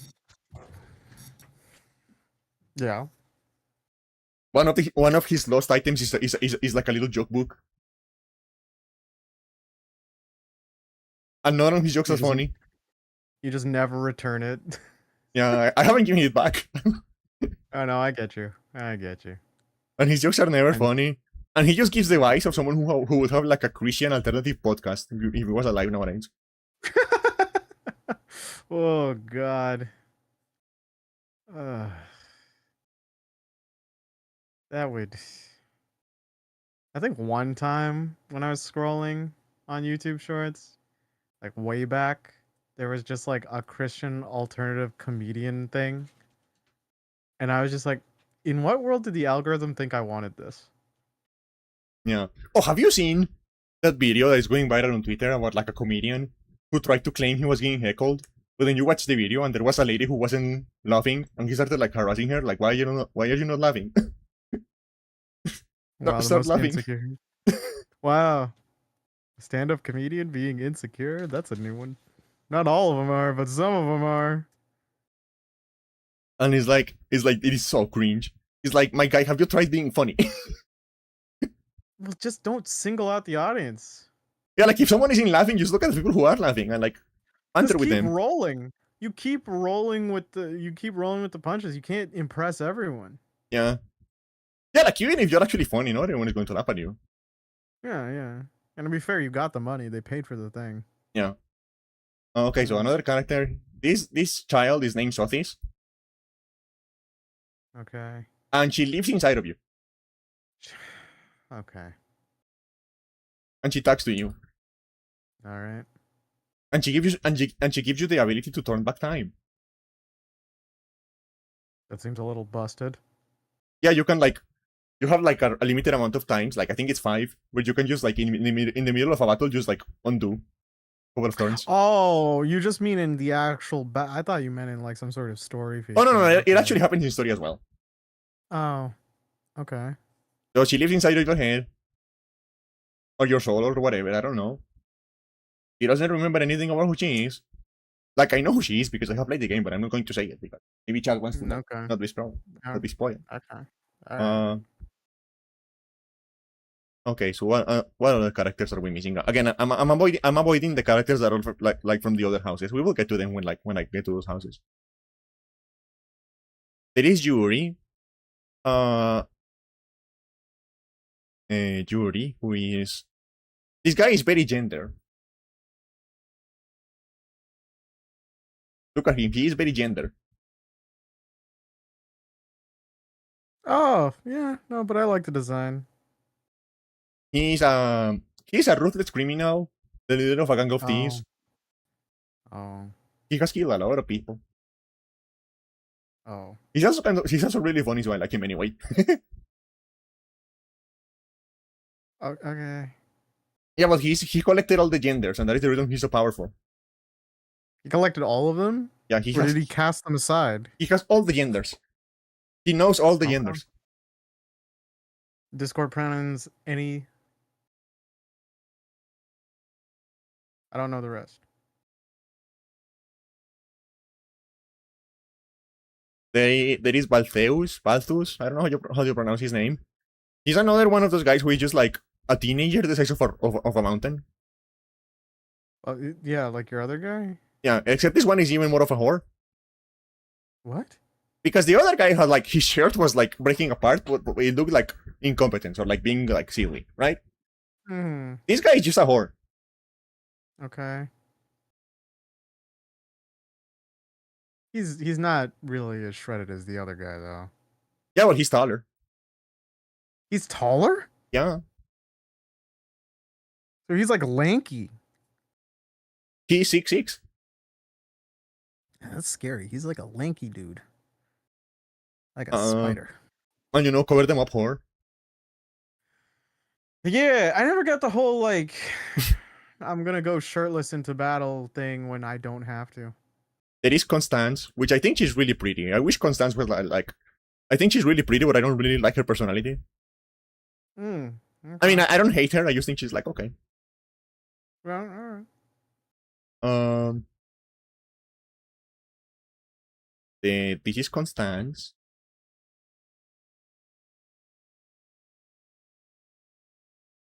She has the hair drills that I was talking about. Yeah, yeah. Yeah, Uh, makes sense. her That's personality good. her personality is that she's like a very like Is that purple hair or is that part of her hairband? band, Oh, okay. and she's like very like she thinks very highly of herself. She is like another one of those like noble kids. Oh, Joe-sama, yeah. But the thing is like it's kind of like ironic in her case because her family was like deposed and they don't have any power anymore. Oh, But she's still but like she's just living a lie. yeah. That's pretty funny. Uh, and the thing about her is that she is cursed. She has a curse placed upon her. But the curse is Okay. really funny. What would you think a curse Okay. placed upon a character like this will be? Just like throw me a curse. You think it would like work? I don't know. She can never forced into destitution. She can never claim money. No, her curse is that whenever she is under direct sunlight, she becomes incredibly shy and apologetic. So she lives underground. To be an asshole. Because when she's So not only is it a choice, it's a choice squared. She doubled down. All yeah, right. because when she's under direct sunlight, she becomes like he starts talking super Ooh. slowly and going like I'm sorry for everything and like I'm not good for anything. I'm sorry. Mm-hmm. Um. Gomenasai. Yeah. And she has the Oyosama laugh, you know, where they put their hand on like Yeah, I know what you're talking about. um. But only when she's when she's in the only when she's in the shade. When she's under sunlight, she's just like apologizing. Mm-hmm.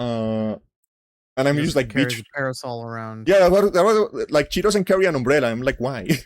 Carry an umbrella around. That's like a noble. That's like a noble person's thing too. They have those parasols. Like You can even put like a sticky thing on the top of the umbrella to like heal people if they come too close. I don't know. I guess you could, yeah, but like, yeah. Do you know the story about like that time like Russians assassinated a dissident by putting like a capture of like Yeah, but yeah, the umbrella gun. Yes. Yeah. Because like in terms of like the Soviets versus the USA in terms of covert ops and their weird shenanigans, the Russians kind of just went with, hey, why don't we just find a new way to kill a person? Whereas like America's like, what if we like tried to bug a hamster? What's the practical purpose of that? What if we're trying to like put a microphone on a dolphin? Yeah, or a cat. Yeah. Yeah. Turns out cats don't follow orders. Yeah, so like you should Who could have guessed? Who could have guessed? You're looking at a cat and they don't follow orders. Meanwhile, the alternative in Russia was just like, how do we find stealthy way to kill someone? There was this guy they killed. There was like a dissident living in Britain that they killed by putting plutonium in his tea. That's a little bit much. So he kind of just melted.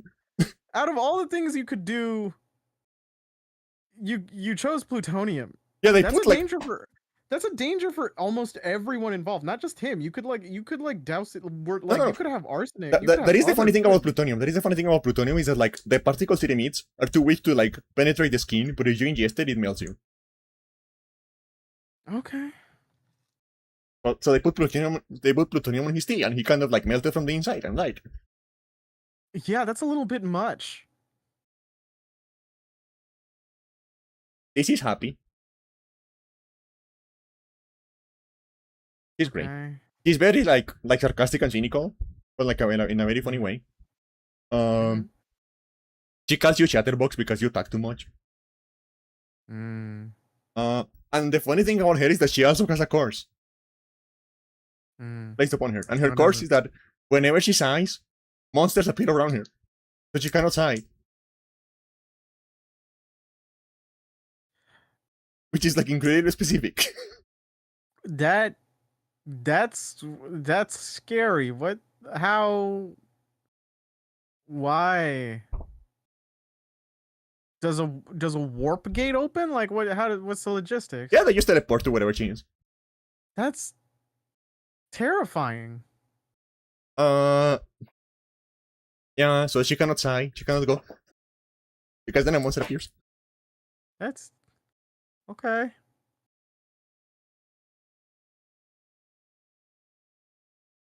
Which is really, it's so specific. It is. Now I'm trying to think of if this happened to me. Like I feel like I'd be terrified because like I don't think most people are conscious when they're sigh, like aware of it.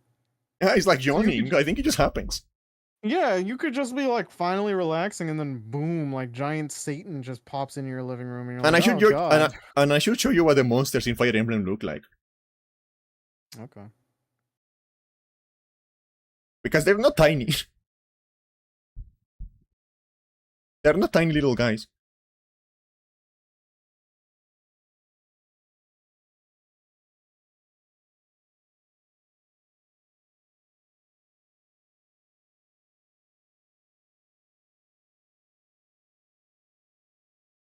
We find.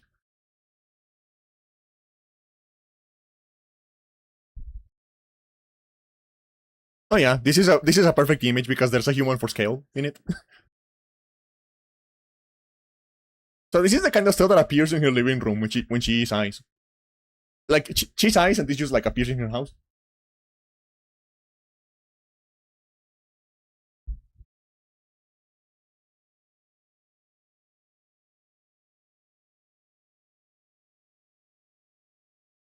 And you have to deal with that, I guess.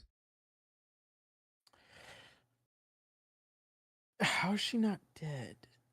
I don't know.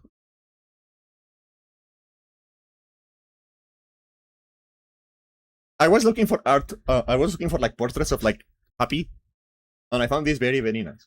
I'm going to put it on screen for a second, because you guys, we should appreciate it. We should appreciate it together.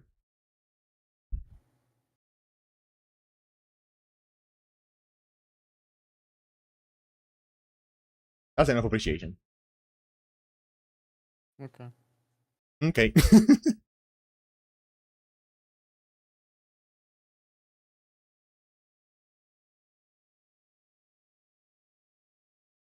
And I think those are all the characters we have for now.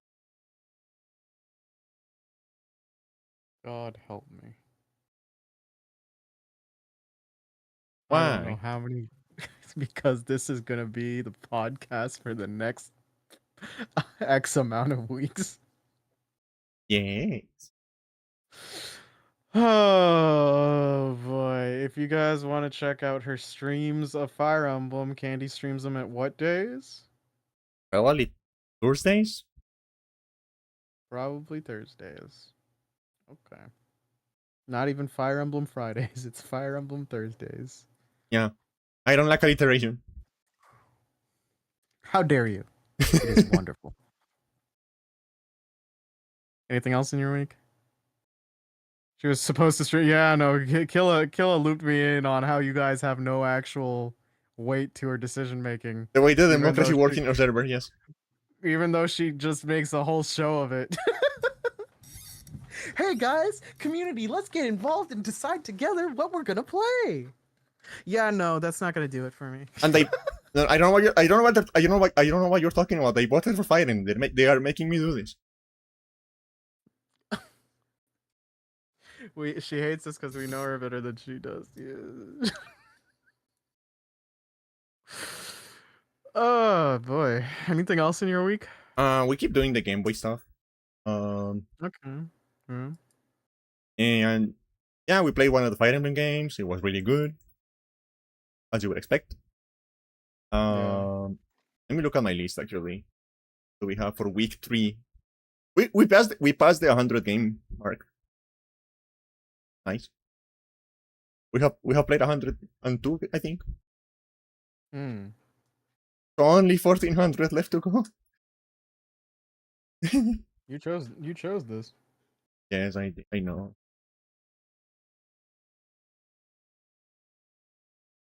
Oh god, Thor, your breath smells disgusting, bro. Anything else? Any other games? Okay, so we played. Not like we got a lot of really bad games this week. There was really nothing What like. bad ones? Oh, like but okay. Do you mean bad as in they were designed poorly, or bad as in they were not like noteworthy in any regard? Both. Mm-hmm. We got a lot of really bad games this week. I did went in a little bit of a rant. When we got Okay. when we got a game for the Care Bears. Okay. We got a game for the Care Bears, and I was like, we were playing, and it's like one of those games, one of those children games that are super slow, and there are no stakes, no story, no failure state. It's just like super like easy and simple mini games. And I was just like sitting there looking at it and thinking about the Care Bears in general. And I'm just thinking, like children deserve better than that. They're Like better than what? than fucking like the Care Bears and games like that, and games that don't have like any substance to them. Like Hmm. I'm just thinking from like the perspective of like the education degree I have, and the fact that I have actually spent like I did have to do some practice when I was doing that degree, so I did spend like a few months teaching kids, teaching like kindergarten and like first and second grade kids. I have done that, and I'm just speaking from like and I'm just speaking from my experience from that point of view. It's like I feel like media like this, media that doesn't have like any substance, or like games that don't have any challenge, stuff like that, is actually like worse for the children. You know? Yeah, like there's no actual engagement or stimulus or anything that can actually be challenging or get them into it. Because people get the wrong idea about like games, especially back then. It's just like it can help with pattern recognition and a lot of other positive mental traits. Yeah, I do think a lot of licensed games take the easy way out because it's just especially during like the portable era because it's not as big budget as a mainstay console. Um and probably the instinct of the younger demographic, a lot of them thought, oh, lower quality. So on our third party license games, you tend to get like some shit all around.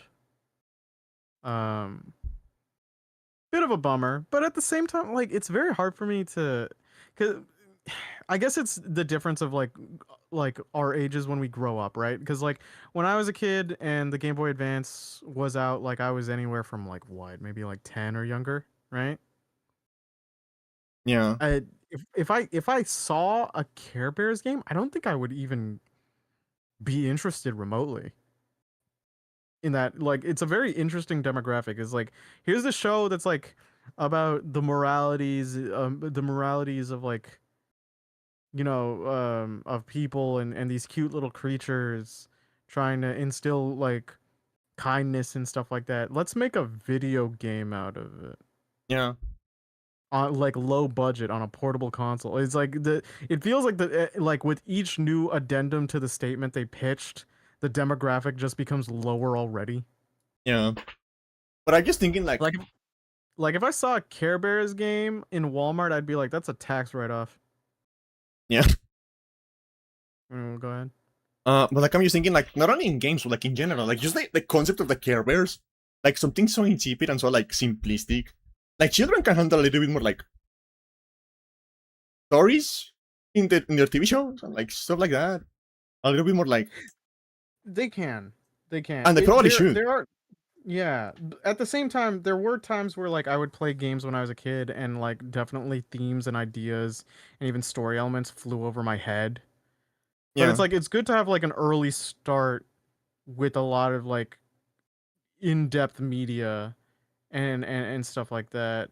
Because like yeah, when I was a kid, I wasn't playing like kid show games. I was playing like tactics games on my DS or like Pokemon on my Game Boy or like Battle Network and stuff like that. Like, you know, something that got like the blood pumping or something. yeah, and Uh, yeah, and there's also like the thing about like I know this sounds mean, but I personally think like people should start like treating having a child like something they just have the right to do. Uh, Something what? something they just have like the right to do whenever they want. Um, I really think like there really needs to be like more cultural like emphasis on the fact that like if you cannot afford it, you don't have one. Oh, first we have to like make like of course there's like some fault to the system like better sex education, like contraceptives being more readily available, stuff like that, right? Yeah, Uh, yeah, yeah. but also there's like a degree of like if you cannot afford it, don't have children. If you don't have the time to supervise them, don't have children. You know what I mean? Uh, Mm-hmm. and it comes in like the fact that I think like the most productive way to like introduce children to media is to have like something that is just like a little bit above their level, right? So say the children is like 5, 6 years old. You show them something that you will think will be like appropriate for like a 10 or an 11-year-old, right? Uh, Mm-hmm. but you sit with them and you explain it to them, and when they have questions, you answer.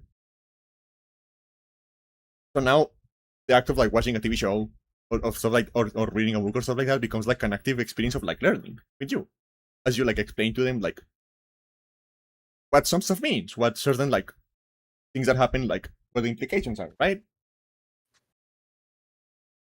That's Yeah. so you don't have to do that. You don't have the time. If you don't have the time to do that, you probably shouldn't be having children. There yeah, there's like a lot of different factors. Like people have like the societal expectations, sometimes like cultural expectations. Hey, Fire Emblem, God damn you. A lot of cultural expectations and stuff like that that kind of just make them go into thinking that they have to have kids. And like if you're going to have a life, like if you're going to take care of another life or bring another life into this world, you shouldn't be doing that out of an obligation. You should not be looking at that child as an obligation, because that will definitely affect your dynamic in a lot of senses. Sorry, in a lot like in that way, and that can really affect them negatively. Like I'm sure there are people who did do it out of societal like or cultural like expectations, and they stepped up and they tried their best to be good parents, and maybe that worked out. But there are a lot of cases where it's like you should commit to this because you want to, and you have to understand the hard times that come with it. Yeah, Um, which is why like I'm fine. Like when I was younger and I was brainwashed by Catholic like Catholic school and stuff, I thought like, oh yeah, the happy life is married and having kids. And then you know when some of my friends like and my peers went like, I don't know if I want to have kids. My brain was just like, why wouldn't you? It's like the peak of happiness. But as I grew up, I'd be like, yeah, no, that's good. That's good for you. And then there are some friends where I'm like, yeah, it's best for everyone if you don't have kids. you shouldn't reproduce. You should not. I'm glad you made that decision. I say this out of love. Ooh. Yeah, Yeah.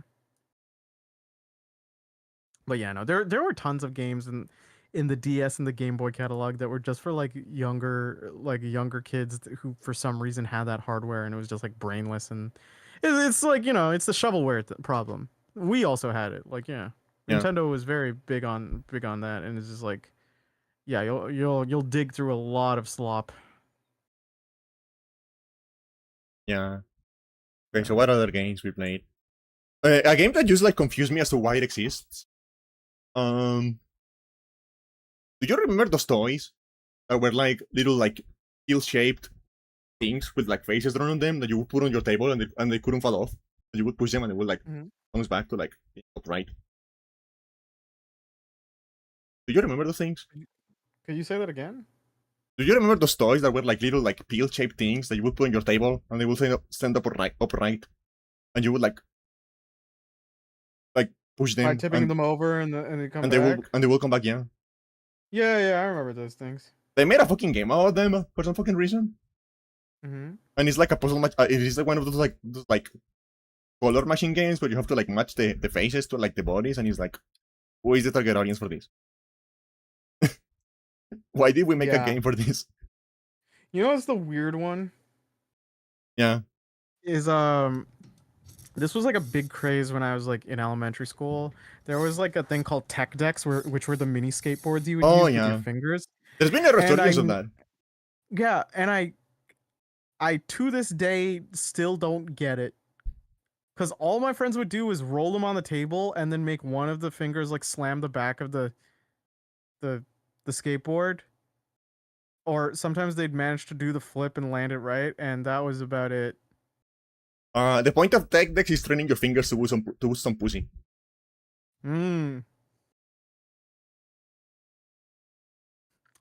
That's the point of tech decks. I don't want to think that was the case, but all right. There was I'm trying to think of what other toys were like weird that we. Do you remember that toy that was like a thing you put around your leg where you would like move one of your legs to like skip it? I know exactly the one you're talking about. Hey, there's a tech deck game. I'm just looking. There is a tech deck game, tech deck game on the Game Boy Color. Good thing I'm only doing Game Boy Advance. Good. Good thing I'm only doing that old. Oh yeah. my god. Or maybe they were just that cheap. Maybe they were looking like 2003. He's like, no, it's cheaper for the Game Boy Color. We're just going to do that. There were some cool like toys back in our childhood. There were the the ball that like folded into a frisbee. That was pretty cool. That was a smart idea. Yeah. There was that giant sword thing that would turn in that you would dip into soap and then it would make the giant bubbles. Yeah. Yeah, there was cool stuff. There was. Do you remember the little like creatures you would put in water? Oh yeah, I know what you're talking about. The little dinosaurs and then they'd expand. Yeah. I ate one of those once and I got sick. What age were you? Like 10? Candy. I think I was young enough to justify that. Okay. I don't know if I'd be eating that when I was 10. I'm just looking at like apparently tech deck.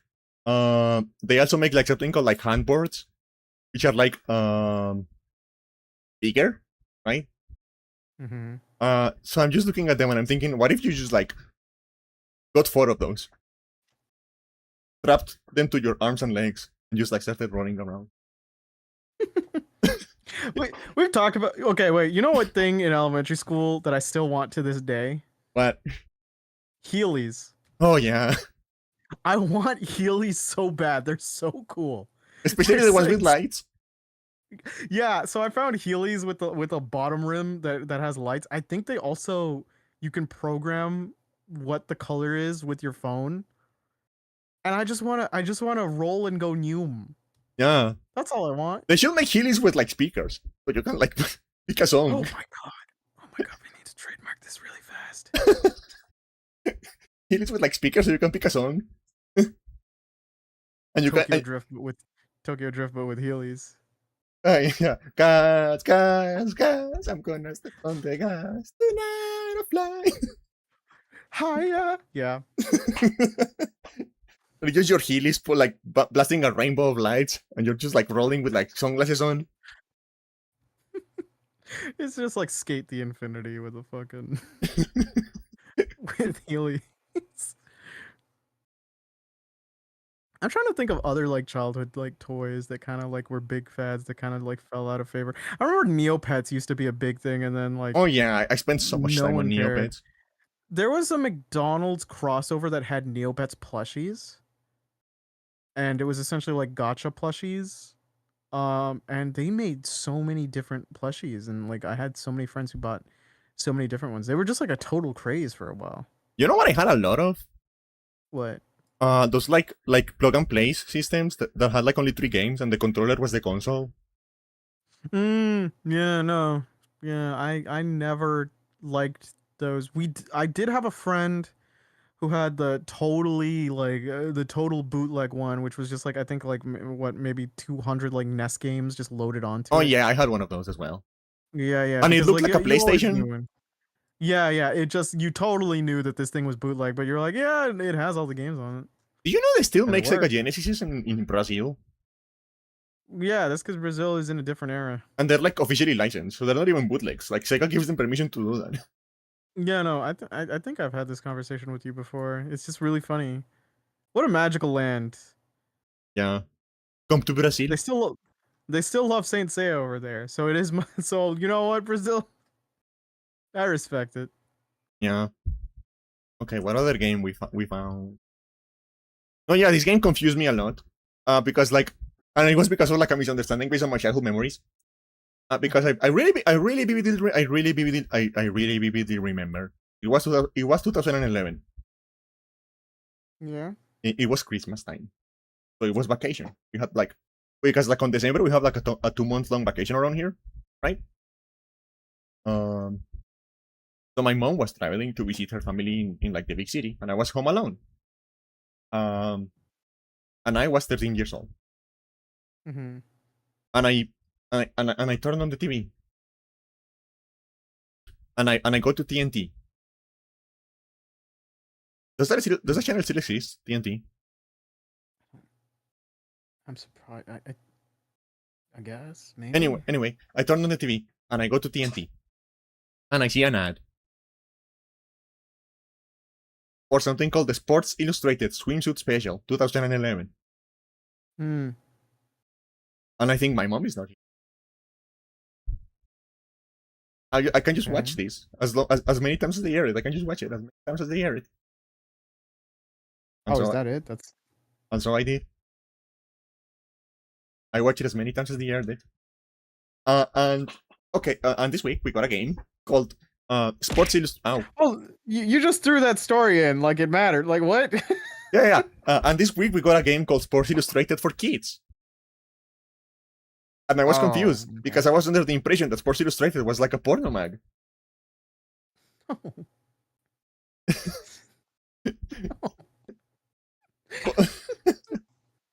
Because that's the one memory I have. God, what?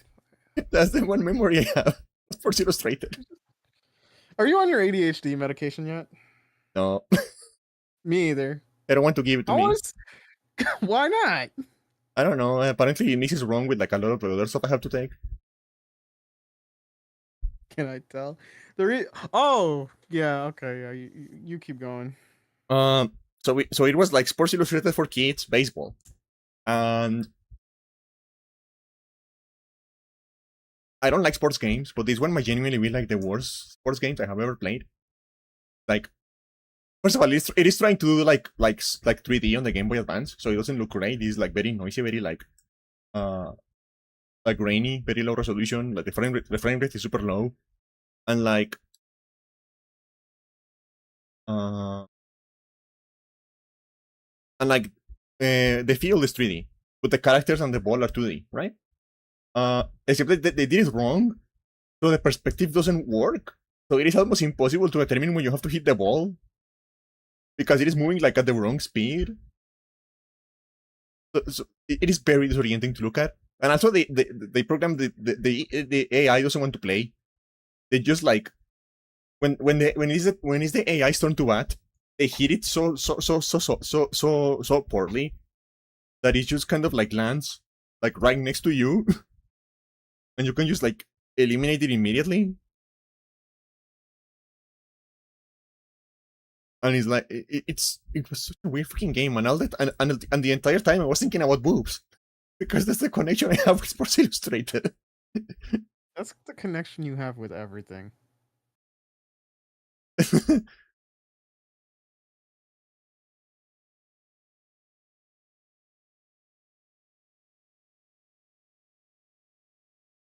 The tapestry you weave, Candy. Yeah. We also got like a game that is like a collection of like board games. It was like Mousetrap, Simon, and Operation. Mm-hmm. And I'm just thinking, like, what's the point of the? Like, I mean, like, first of all, isn't the point of board games in general like the people, right? Because like it's a rotating thing. No, but isn't the point to just like use that as an excuse to like hang out with people, talk to people, Well, yeah. socialize? The problem with the Game Boy Advance series was just like you didn't have wireless. Yeah, yeah. So like, what is the you point? Don't have wireless. Yeah. What is the point of having Mousetrap single player on a console? Yeah.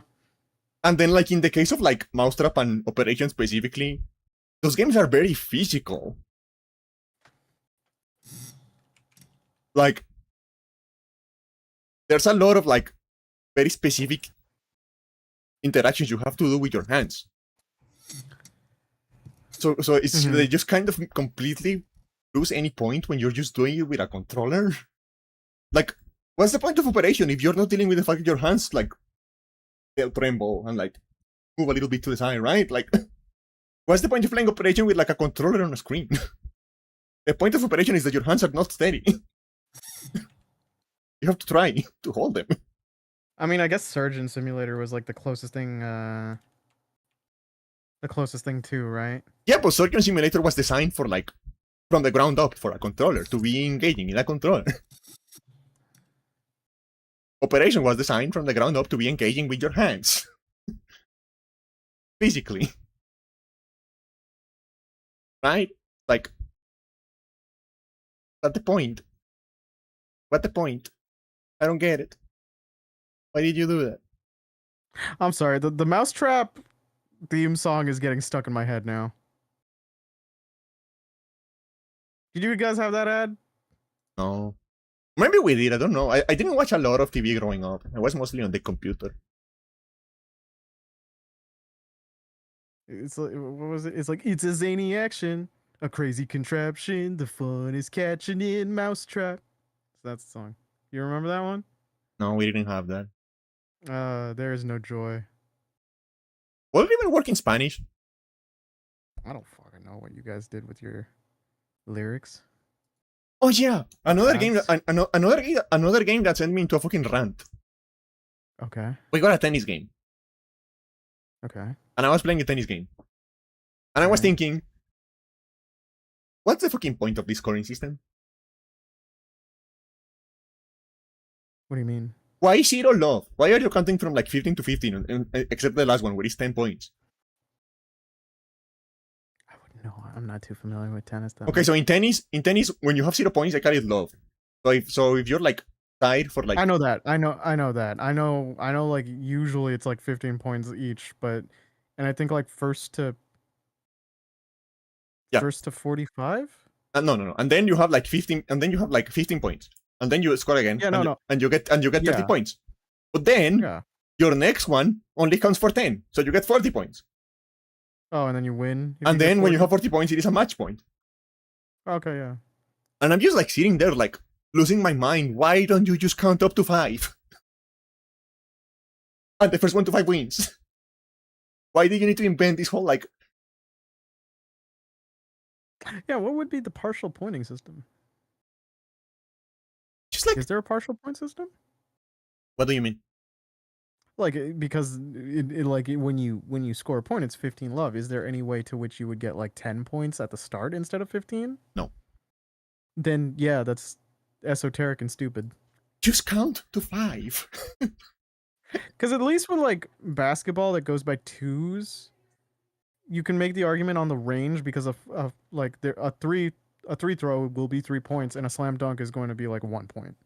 Yeah, this is like but like I'm just thinking like tennis is just like just count to 5. The first 1 to 5 wins.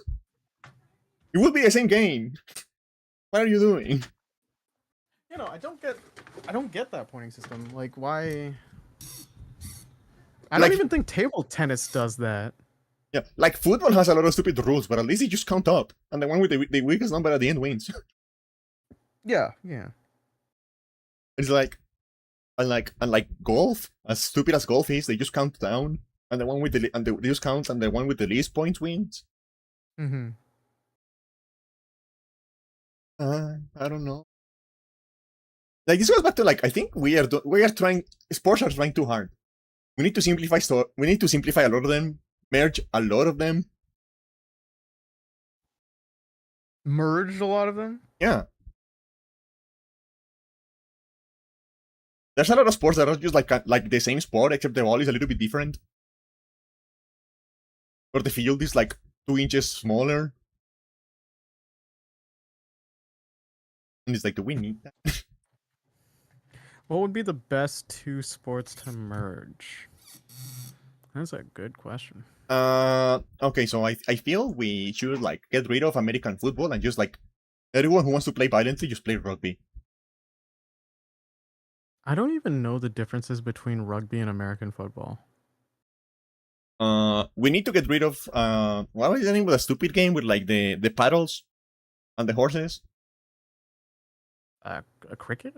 Yeah, cricket. We need to get rid of cricket. Stupid. Table tennis and ping pong merging. Yeah, but you're thinking of two similar. I think Kill is like wondering like what weird ones could you match and make, and then it'd be entertaining to watch. Oh, rugby has no safety gear? Jesus. Yeah, and that's the reason it's fun.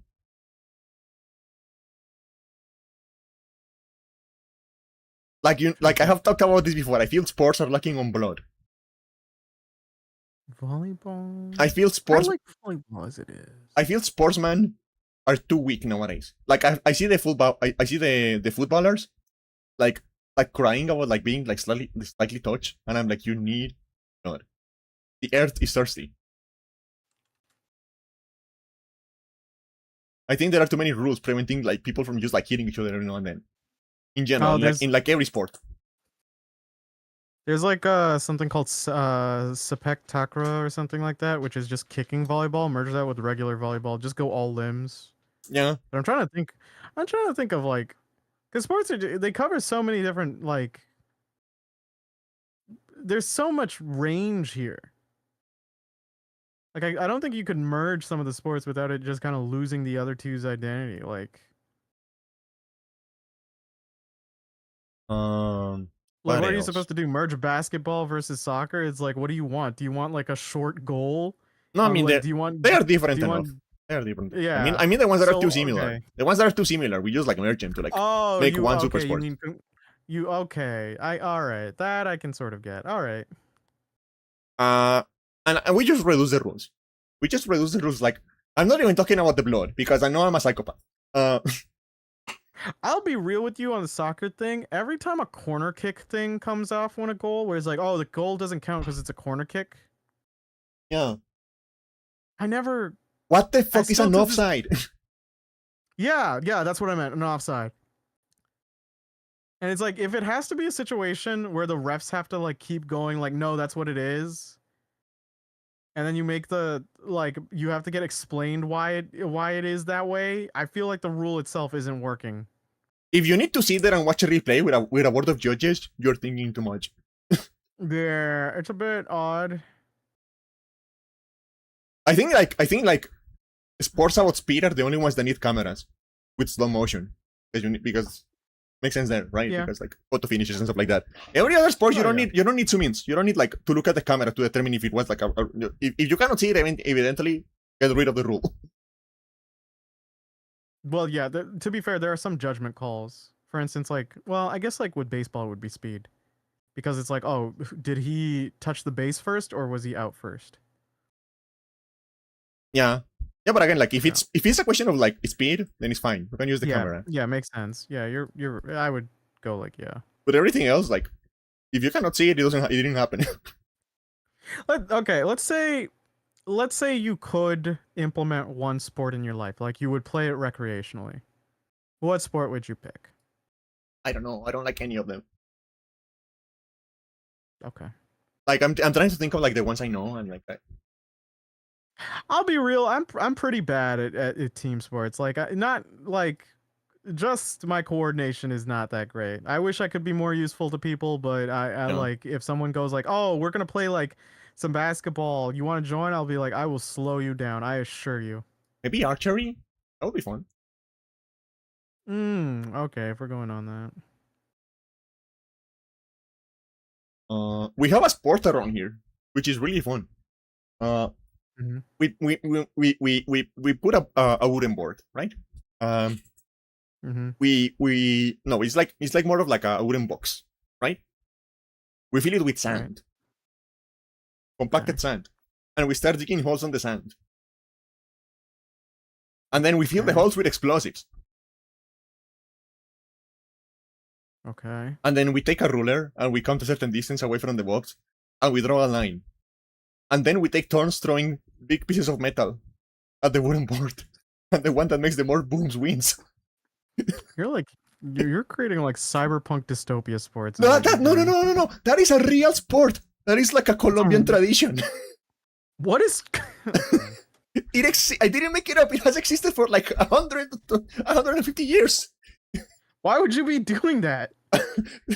Because it's funny, I guess. I mean, it sounds fun.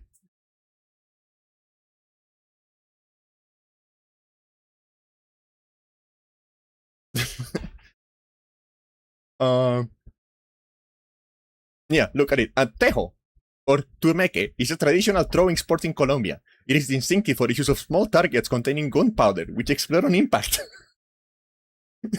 I didn't make it up. Okay.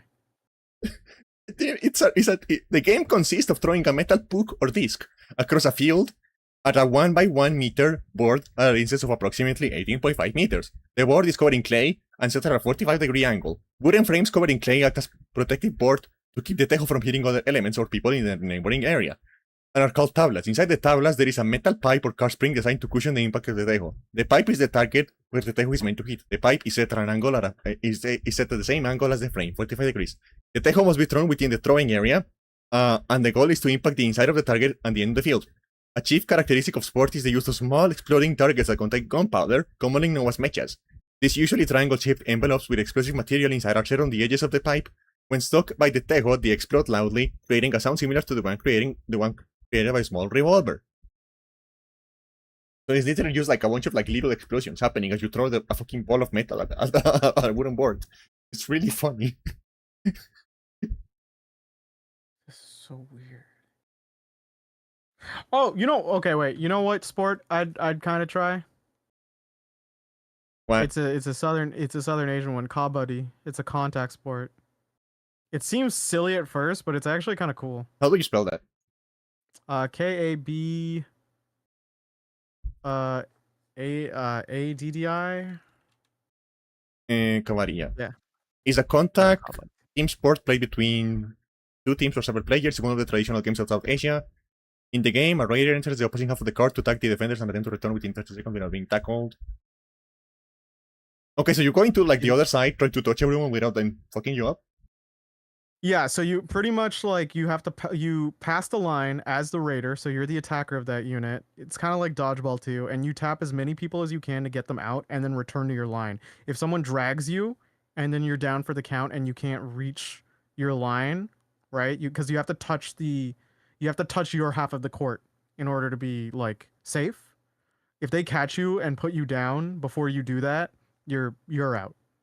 And then your team has to send out their team gets to send in a raider, then your team gets to send in a raider. But like if you touched a bunch of people, they're out. So they lose their chance to get like raiders. Uh-huh. Kind of mix of dodgeball. You can also do some certain plays where you can kind of essentially call bankruptcy, where you go like, we'll just give you guys all the team points. We need all of our guys back. And we're gonna try recovering. So yeah. There's a lot to it. And you get to see like a sport where look up gumboot throwing. It's very simple at first. Like if you watch it and then if you watch it in action, you're like, oh, I get the core idea. But then you get to see how people are smart in how they operate on this contact sport. It's like very interesting because there's no ball, and it's just like you get to see like the interesting takedown tactics. You get to see the interesting way that these players have to evade others. It's I enjoyed it. So yeah. But it's not really big in the West. It's much more of a Southern Asian sport. Yeah. Yeah. Oh, the matches are short. That's good. Yeah, yeah, yeah. That's one of the problems. Plus, That is, I yeah. think, my biggest issue with football, or I guess soccer. Whatever you want to call it, I don't care. I don't care enough about the sport to be one of those people who get like angry about that. You know, those people who like get really involved with like whether you're using football or soccer, and they get into fights about that. Yeah, I don't care. But one of my biggest problems with that sport is I think it is just too much. I think the field is too big and the matches are too long. You know what I mean? Yeah, I get what you mean. So I appreciate a sport in like a small field and like 10-minute matches. That's fine. I appreciate a sport that gets to the point. That's another problem with baseball is that baseball can just kind of go on forever. Like, why do you have so many innings? What do you mean 9 innings and every inning takes like half an hour? Do you have nowhere to be? I have a job. I have a family. I do think some sport like matches can be they can feel like battles of attrition, like depending, because like I think in soccer your usual matches are 90 minutes. In basketball the periods are short, but like overall I think it's like what, 8. Then baseball can just take forever. Um, I'm trying to think of I think football matches are actually pretty short. Like, sorry, American football Egg ball. matches. Egg ball. What else is there? What confuses me about egg ball in particular is that like they pause like every 30 seconds. Oh, for replays? No, like every time someone like gets knocked out and like they drop the ball, they have to like reset and like throw the ball again. It's like, Mm-hmm. no. I'm trying to think of what was I gonna say? Oh, and then volleyball is like interesting because I don't think the timer is dependent. It's based off of how many points you got. So per set, I think you have to get 25 per set. And then in professional matches, you have to do best of 5. I think in the finals. I think in other matches it's best of 3. Yeah. But that is also a battle of like stamina and like yeah. Oh, and it's worse because I forgot about this. In volleyball, it's not only that you have to have a score of 25, you have to be 2 points ahead of your opponent. So say you get 24 and your opponent's at 22, right? Yeah. Oh, sorry, at 23, right? 25 you win, but if they get 24, now you have to get 26 points. Yeah. Yeah, I remember that when I was learning volleyball in Yeah. school. Yeah, and it's just like Volleyball does have the that. advantage. Volleyball does have the advantage that like all of the hottest women play volleyball. True, but it's just like it really does show that of the sports, because like you have a smaller court, and you're doing a lot of these immediate actions. I could imagine your stamina could get really busted in a long volleyball set, and then you're like, oh god, it's only set 1. And Yeah. then set 2 starts, and you're just like, just kill me. But yeah. Like I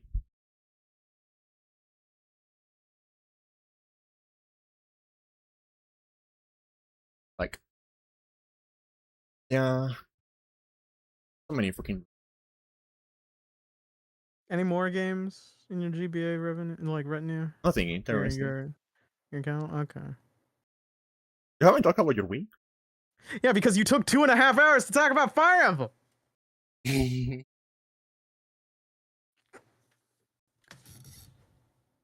I guess I'll cut it short. I mean, you can I stay. I need to sleep, woman. I, or at least attempt. It takes me a while. I'll just lay in bed and then I'll just like toss and turn. So I got my psych evaluation on Tuesday, and I have been officially diagnosed as ADHD. And then I was told afterwards, yeah, you can't medicate just yet, because I didn't know this. and it makes sense. ADHD medication are stimulants. Yeah, My blood they're pressure, meth. yeah, yeah, ADHD medication is meth. my blood pressure is a bit too high to be taking them right now. So in order for me to take them, I have to lower my blood pressure. So I have to go to another doctor's appointment. First I have to like get some blood test. I got to get some blood work done in the coming weeks. Then I got to go like to my doctor, discuss that, figure out how to like get it within the target zones, and then let some of that blood out. And then I can start taking medication for it, and then hopefully I can be more attentive and productive. I think that's what I really want. I think I'd be less stressed if I could get more stuff Yeah, done that of probably my means personal projects. I'm never going to get medicated. I think Because your blood pressure is very high. I have never had a measure lower than 120. Oh wow, yours is lower than mine. Mine was like 134. No, I mean I have had like very much higher than. Oh, okay. But Because like the lowest one I have had is like no 125. no 120 is like fine within the target zones. They were telling me like they told me if you were at like 120 with a I forget what the other percentage thing was. Like it had to be 80 something else. I forget what it was. They'd be like it'd be a bit. You'd be like, oh, this can. It won't be a bit much, but it's like yeah, it would be a little ideal for you to be lower, but that's totally fine. But then like once you start hitting the 130s to 140 mark, it's like yeah, we need to completely like lower this. Yeah, that is the problem because like I'm usually like the lowest one I have had is like 125, but like I'm usually averaging about like 138. Like that's Mm-hmm. normally where I am. And in a Yeah. couple of like I have had like a couple of like crisis situations where I'm like in 100 and like the highest one I have had is like 167. Yeah, that's pretty bad. That's actually really bad. But yeah, so I have to figure out that's like the annoying part. I've had to like book a lot of different appointments for the coming month, which is annoying. I watched anime with some people for a watch night that I organized. There was anime called You and I Are Polar Opposites. It's a cute rom-com of like contrasting couples, and these are the most self-actualized, mentally healthy anime students I've ever witnessed in my life. Like they're like, what if there was a misunderstanding? But what if we communicated about it? It's like Jesus Christ. There are people in anime almost twice your age who fail to do this. Yeah, adults don't do that in real life. I'm like, I'm clapping. I'm just like, good. You guys do that. This is so wonderful. There's Lord of Mysteries in Isekai that continues to confuse us, so hence the name, I guess. And then there's Timon's B-side, which is about this fangirl who has her idol Oshi that she's totally devoted to, and it's pretty funny. It's a fun ride. Like you get to see his idol persona, but then when he's at home, he's like super depressed and anxious and ready to apologize for being such a burden to life itself. Um, so yeah, pretty fun. And then I finished Liza P. Uh, very excellent game. There, I put out a Steam review for it. I'm sure. I think so. Um, I'm pretty much just like my thoughts of it is just like I said a lot on my well, I didn't say a lot, but I just put enough of last week is like it has its own additions, it stands out, right? It Yeah, does a cool thing with its weapons where weapons are categorized and split into the blade portion and the hilt portion and you can mix and match unless it's a boss weapon. yeah. And then the blade will have its unique fable art, which means it's skill mechanic that you can press a button and its hilt will also have a unique one too. So if you mix and match, you can kind of like create your own thing. The game does struggle with the fact that like you need to increase your weight capacity stat because it's very easy for Pinocchio to go into slightly heavy status with his gear, like I even mean, his like he's a passive twink. gear. He's a twink. You have to have Yeah, mercy on him. yeah. Well, he's a robot person, but he's like He's yeah. So he's a robot twink. you have you have to up his capacity to make sure that you can hold it all. I got a cool outfit and made my boy look like an Undertaker, which was great because I just have a shovel, a black top hat, and my black coat. Um, very linear. Good thing. There is a swamp level. I was worried I was going to be in Blighttown. The swamp level does suck as per Souls like do, but it's not that bad because it's short. It's like half an hour. Like it's always been so funny to Uh, me, like the way Miyazaki talks about like the swamp levels. he's like, I need to do it. Yeah, it's like there's a demon inside of him, like talking to him. Yeah, like you he don't wake understand. I got like it. his eyes roll to the back of his head, and then when he wakes up, Mhm. the swamp level is there. I think I forgot to mention in Liza P you got a mechanical arm called a Legion arm. So that is your kind of secondary like mechanic that you can use in fights, and you get like 6 different ones. You get a flamethrower, you get like a taser, you get like a gun, you get one that I can only describe as DMC4 Nero's Devilbringer, in which you get Snatch and Hellbound, and that's pretty But rad. he's special. He uses a gun. um Then there's one called Aegis, which is just a shield on your arm that can do an explosive block. And if you have a problem with perfect parries, which is kind of the name of the game for Liza P, it makes perfect parries a little more accessible. And then if you do an explosive block, you can tap again to charge up your own shield parry, which is just you dash in with a hard punch with your metallic arm, which is like metal. Aegis is great. Um, the bosses continue to be good. there there's one called Lexasia, and she's amazing. She's just like this Iron Knight, and then she strips it off, and then she's like, of course she's hot, but then she's also in love with one of the main antagonists, and you're like, if she can if he can land someone like that, he doesn't reciprocate, by the way, then there's hope for us all, because that guy's a loser. um Vanini is like this great character I love. He's charismatic. There's a serial killer Riddler that I mentioned before, and he's just as horrifying as I thought he'd be. Um, you have like this Asian worksmith girl who's very adorable. She's very kind. There's the blue fairy allegory for Pinocchio. She's great. Um, there's a cat. Ow! There's a cat, and the cat is your indicator for your humanity. So if you have low humanity, the cat will hiss at you because you are equivalent to a vacuum coming close to it. But You're a cucumber. but if you get more human, you can hold the cat. Like there are different things. You can pet the cat, then you can hold the cat, and then there's the last one for your highest humanity is you can hold the cat and it will hug you. Oh. And it's like, yeah, I did it. There's a painting of the boy you're based off of, the because that you're built after, and the more honest the more human you are, which includes lying, the nose will grow. And when the nose grows, it becomes like this golden staff called the golden lie. Um, what else was there? What else was there? I know I'm gonna forget so much. Like, I know I'm gonna forget things. I told my friend I finished it, and her immediate thing was, "Okay, I just bought you the DLC." I'm like, "Okay." Yeah, you predicted that. I predicted that. I predicted that shit so fast. It's gonna be fun. I'm sure it'll be fun. Um, there's a sword called the Bramble Sword that's like very machete like. It's a curved outward sword, and it has one of the best like frenzy moves ever. That I used. The final boss, the secret boss, is very well designed. Uh, I can't spoil much on it. If you like Bloodborne, if you like highly mobile bosses with some tough grit to them, you'll enjoy it. It's 2 phases, like 2 health bars, like 2 full health bars.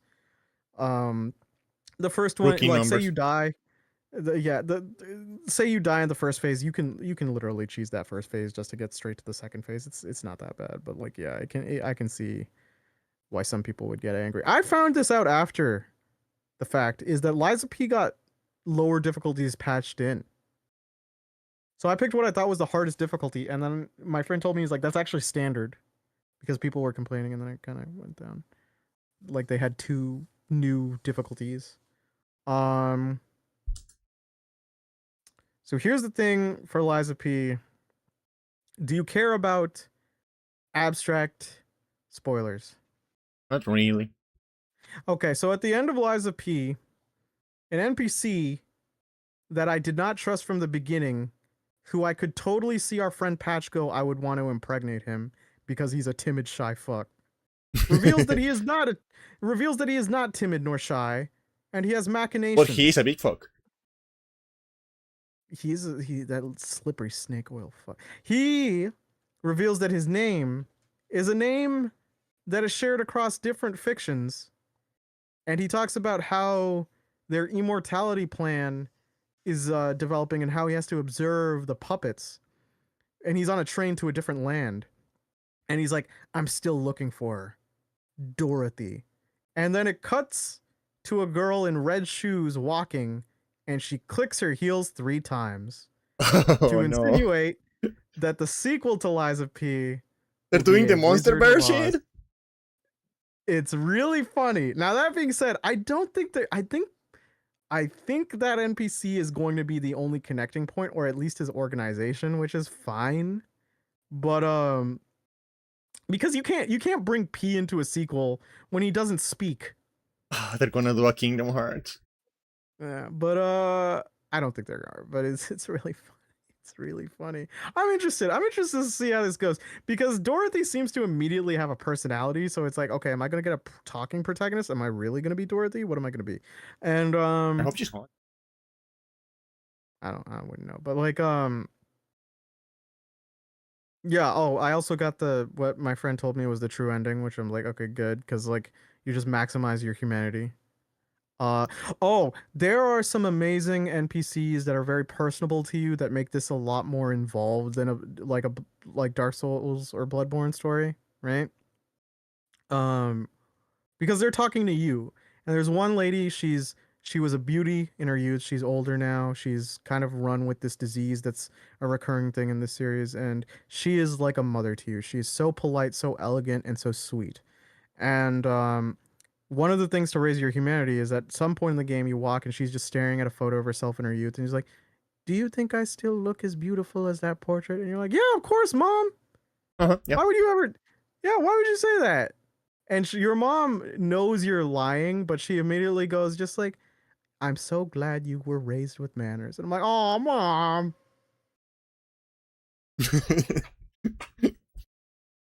Okay, Then, okay. Now that I got my stats, you're ugly now. no, Jesus Christ.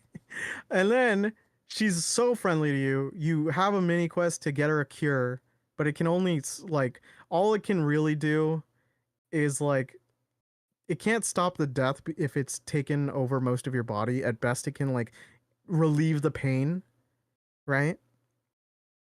And make sure that you die peacefully. So you give it to her, and she's feeling better and she's happy, and then you celebrate like by playing piano together.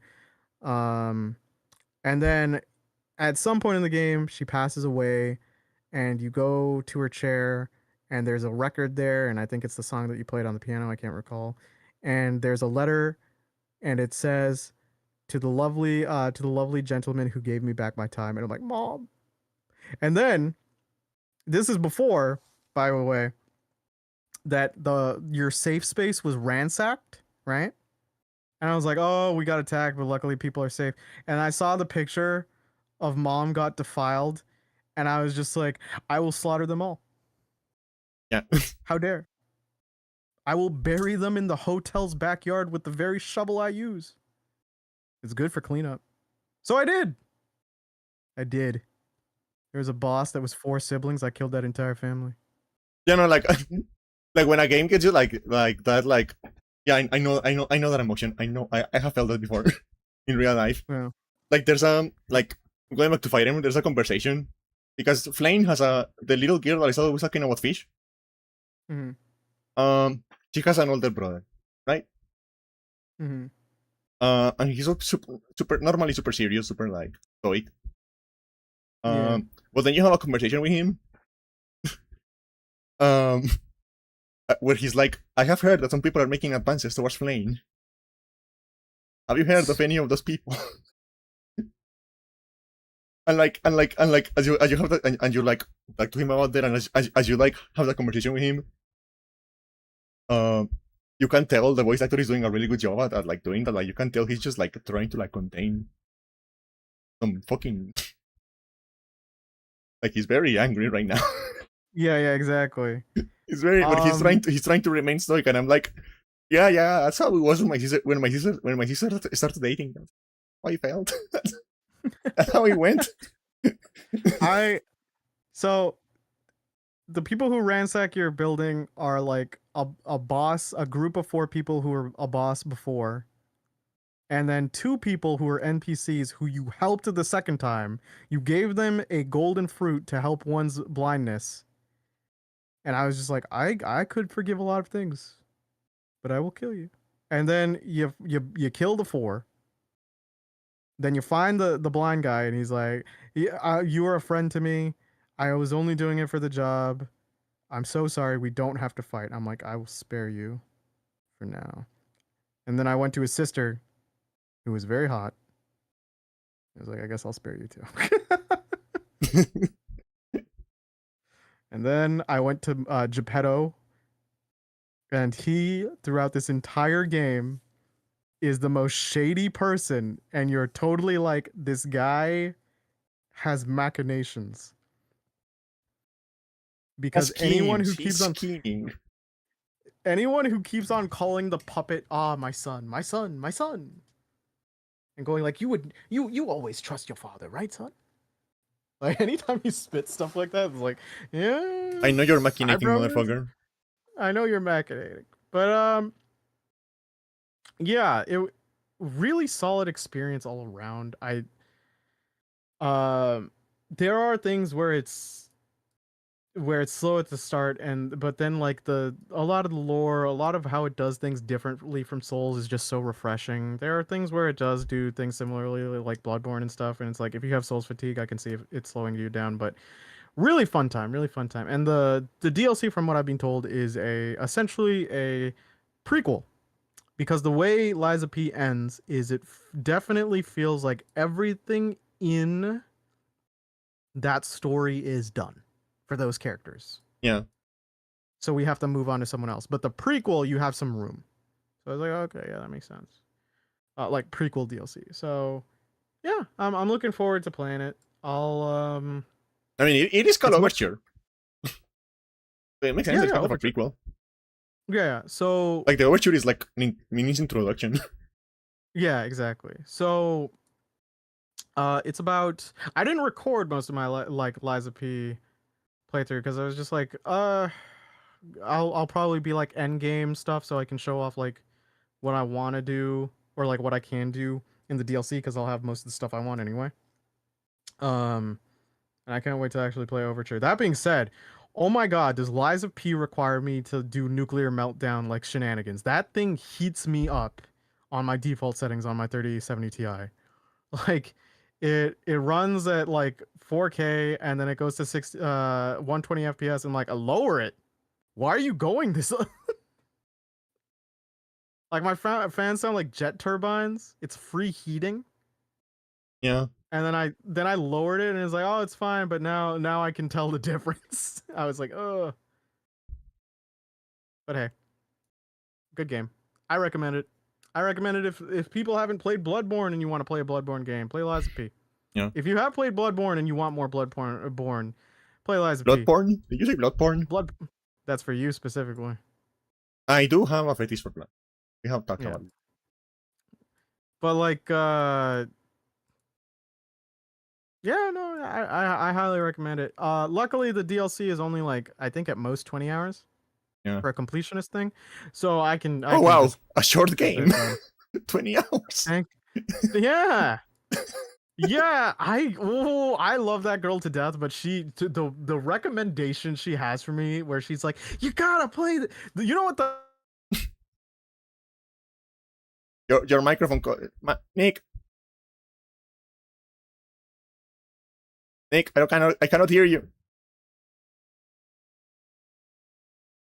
Hello, are you high? Hello, you're back. Oh, I don't know why I disconnected. She keeps on going like, oh, you should like, she keeps recommending long games because she loves long games. So after Liza P, the other game that she kept on trying to get me to play because she loves it is Final Fantasy 16. I'm like, what schedule do you think I'm on? Come on, Nick. In and out. Take the hour adventure. Come on. I'm just sitting there. I'm like, what? I would be playing that for most of the next 2 months. You can't do this to me. 18-hour adventure, in and out. It's only 80 hours, Nick. Yeah, but at least with Liza P, it's like I'm going max count. 20 hours is like I think at most. I'm pretty leveled up by the end because like you get so many souls by the end of it. I was just like, oh, I might as well just like level up past and just like clear the DLC pretty fast. I'm sure. Oh, you know what? The other complaint is I'm not too big on most of the outfits on the character. You only Yeah. get two different hairstyles you can do with them. Um, because the outfits aren't like Souls games where you can mix and match, where you get you can have a hat, right, and an accessory, Yeah. but your entire suit, top to bottom, is one thing. You can't mix and match, which is a bummer. Uh, the the the Bummer. the title, the iconic outfit he has him as a French aristocrat, and that was the best outfit I had for a while, and my blood was seething because I had to be French. But yeah. The worst torture. Become French. Ah! I shake my fist. My poofy, like ruffled fist. My fisticuffs. But You look at your hands. Sacre bleu. oh no. No. Sacre bleu. The change. It is happening.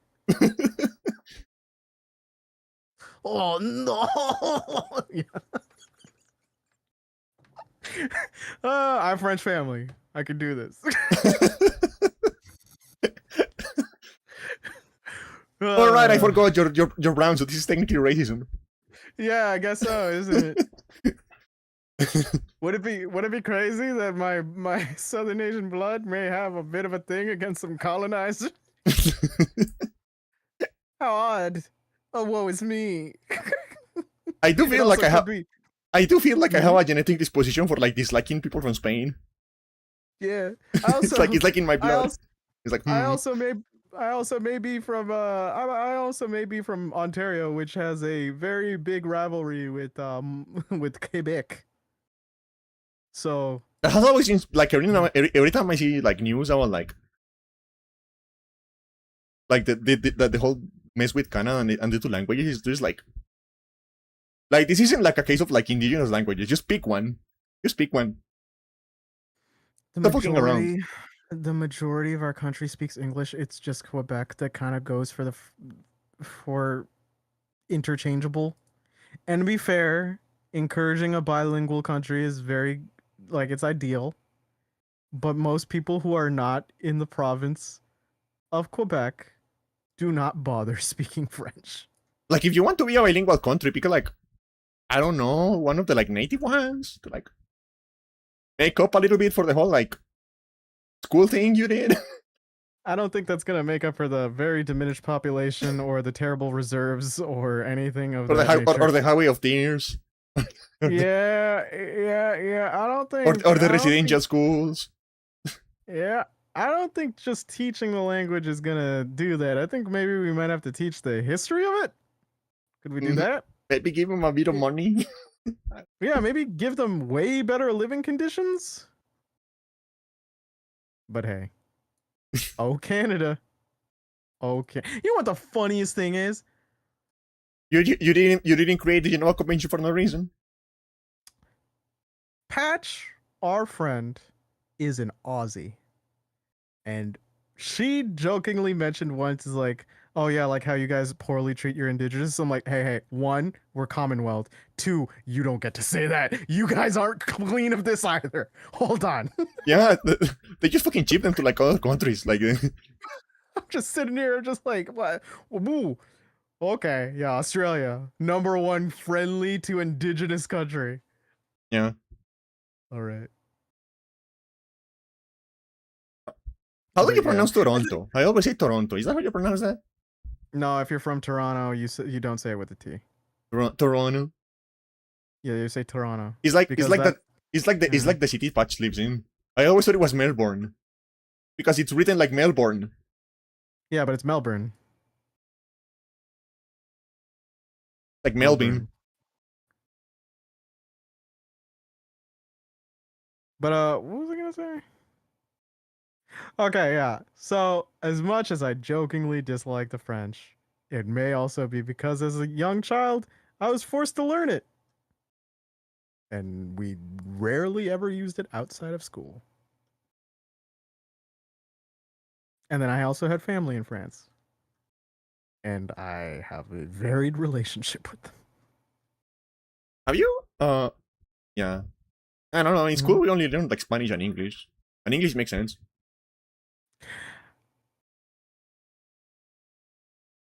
It would. I could. Would I want to learn? Would I want to learn Mandarin? I think with phonetic-based languages, they're so much more intimidating. Yeah. Because is it phonetic? But no, tonal. Because like, what was the famous example? You can go like ma ma ma Yeah. ma, based off of like the different tones, and that can be an entire sentence, and each of those words are different based off of the tone. But my brain just automatically feels like I would be like overly conscious when I'm pronouncing, which I would imagine would affect the pronunciation. Well, yeah. Yeah, that it seems so much more intimidating to I'm me. honestly more intimidated by like the writing. Like learning all of the characters and all the ways they can Uh, combine and stuff like that. well, there's also like in some Asian countries, because I don't necessarily know about like how difficult it is for Chinese characters, but I know for Japanese kanji and like hiragana, it's just like so confusing even for natives. That's why Yeah. there's so much humor of just like, oh, I read the kanji wrong, and it's like if the system has like so many situations where this can be interpreted wrong, like I feel like as a writing tool, it must be extremely annoying. There's a channel that makes fun of that actually, like the Japanese language and being very complicated by one Japanese native and one half Japanese fellow in the context of just like them like being taught the language and seeing how ridiculous it can be. Yeah. But like to be fair, I'm an English speaker. Like English is not exempt from this rule. English is like the number one target of this criticism Yeah, because it because is English also is like six very. languages in a trench coat. There's that one YouTube short guy who's just who just like does that thing where he's teaching English to a hypothetical person, and it's the funniest shit. I'm trying to think of like examples like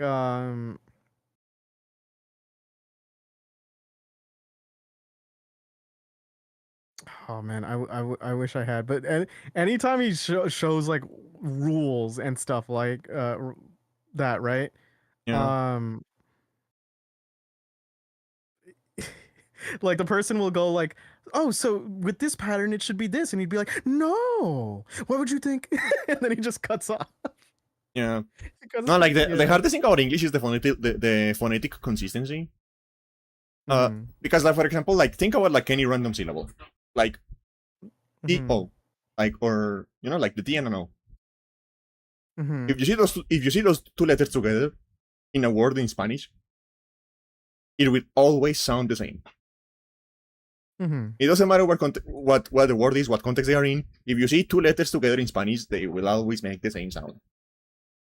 Yeah. That's not a thing in English. There are words where the single A, has three different sounds.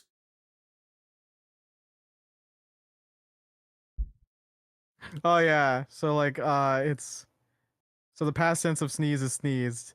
So what's the past tense of freeze? And the guy goes like, "Freeze? No. Why would you think that?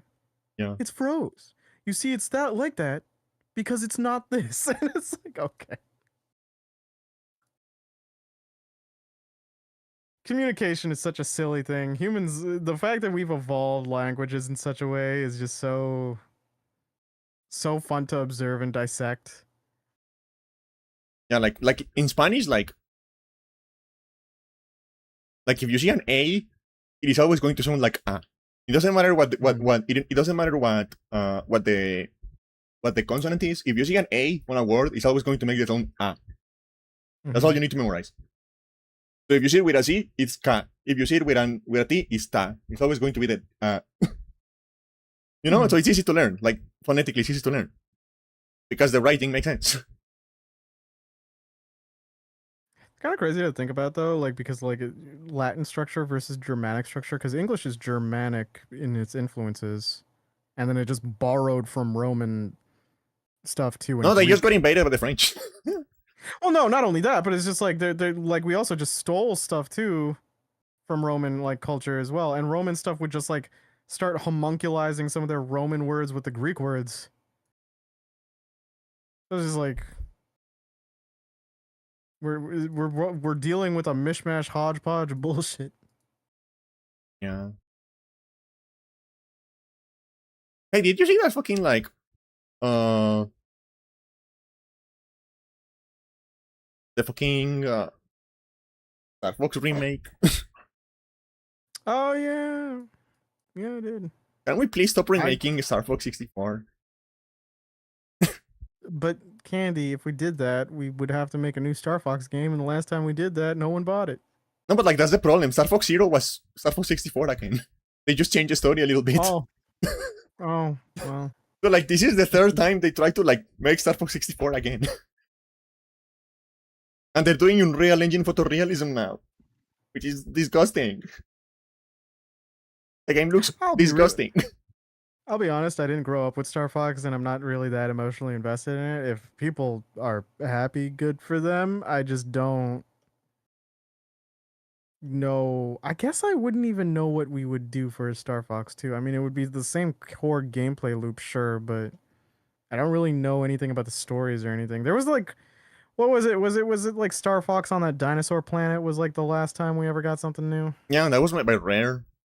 Yeah. But I don't know. Is it really just go to a different galaxy, make up a new guy? It's not that hard. You're in space. Wasn't there also talks for like a Star Fox and like Metroid crossover that would have made sense? I don't know. Like it always confuses me with like when like space-based media gets stuck in a loop. Like you can go, you have faster than light travel. You want to go to space, just go somewhere else. It doesn't always fix everything. Like Mass Effect went to the Andromeda system, and everyone's like, "Oh dear God, this sucks." Yeah, well, that was a problem with like the development of the game, not the actual idea of going somewhere else. I mean, no, there are things that also make that game lame. Like, hey, we went to this entirely new system.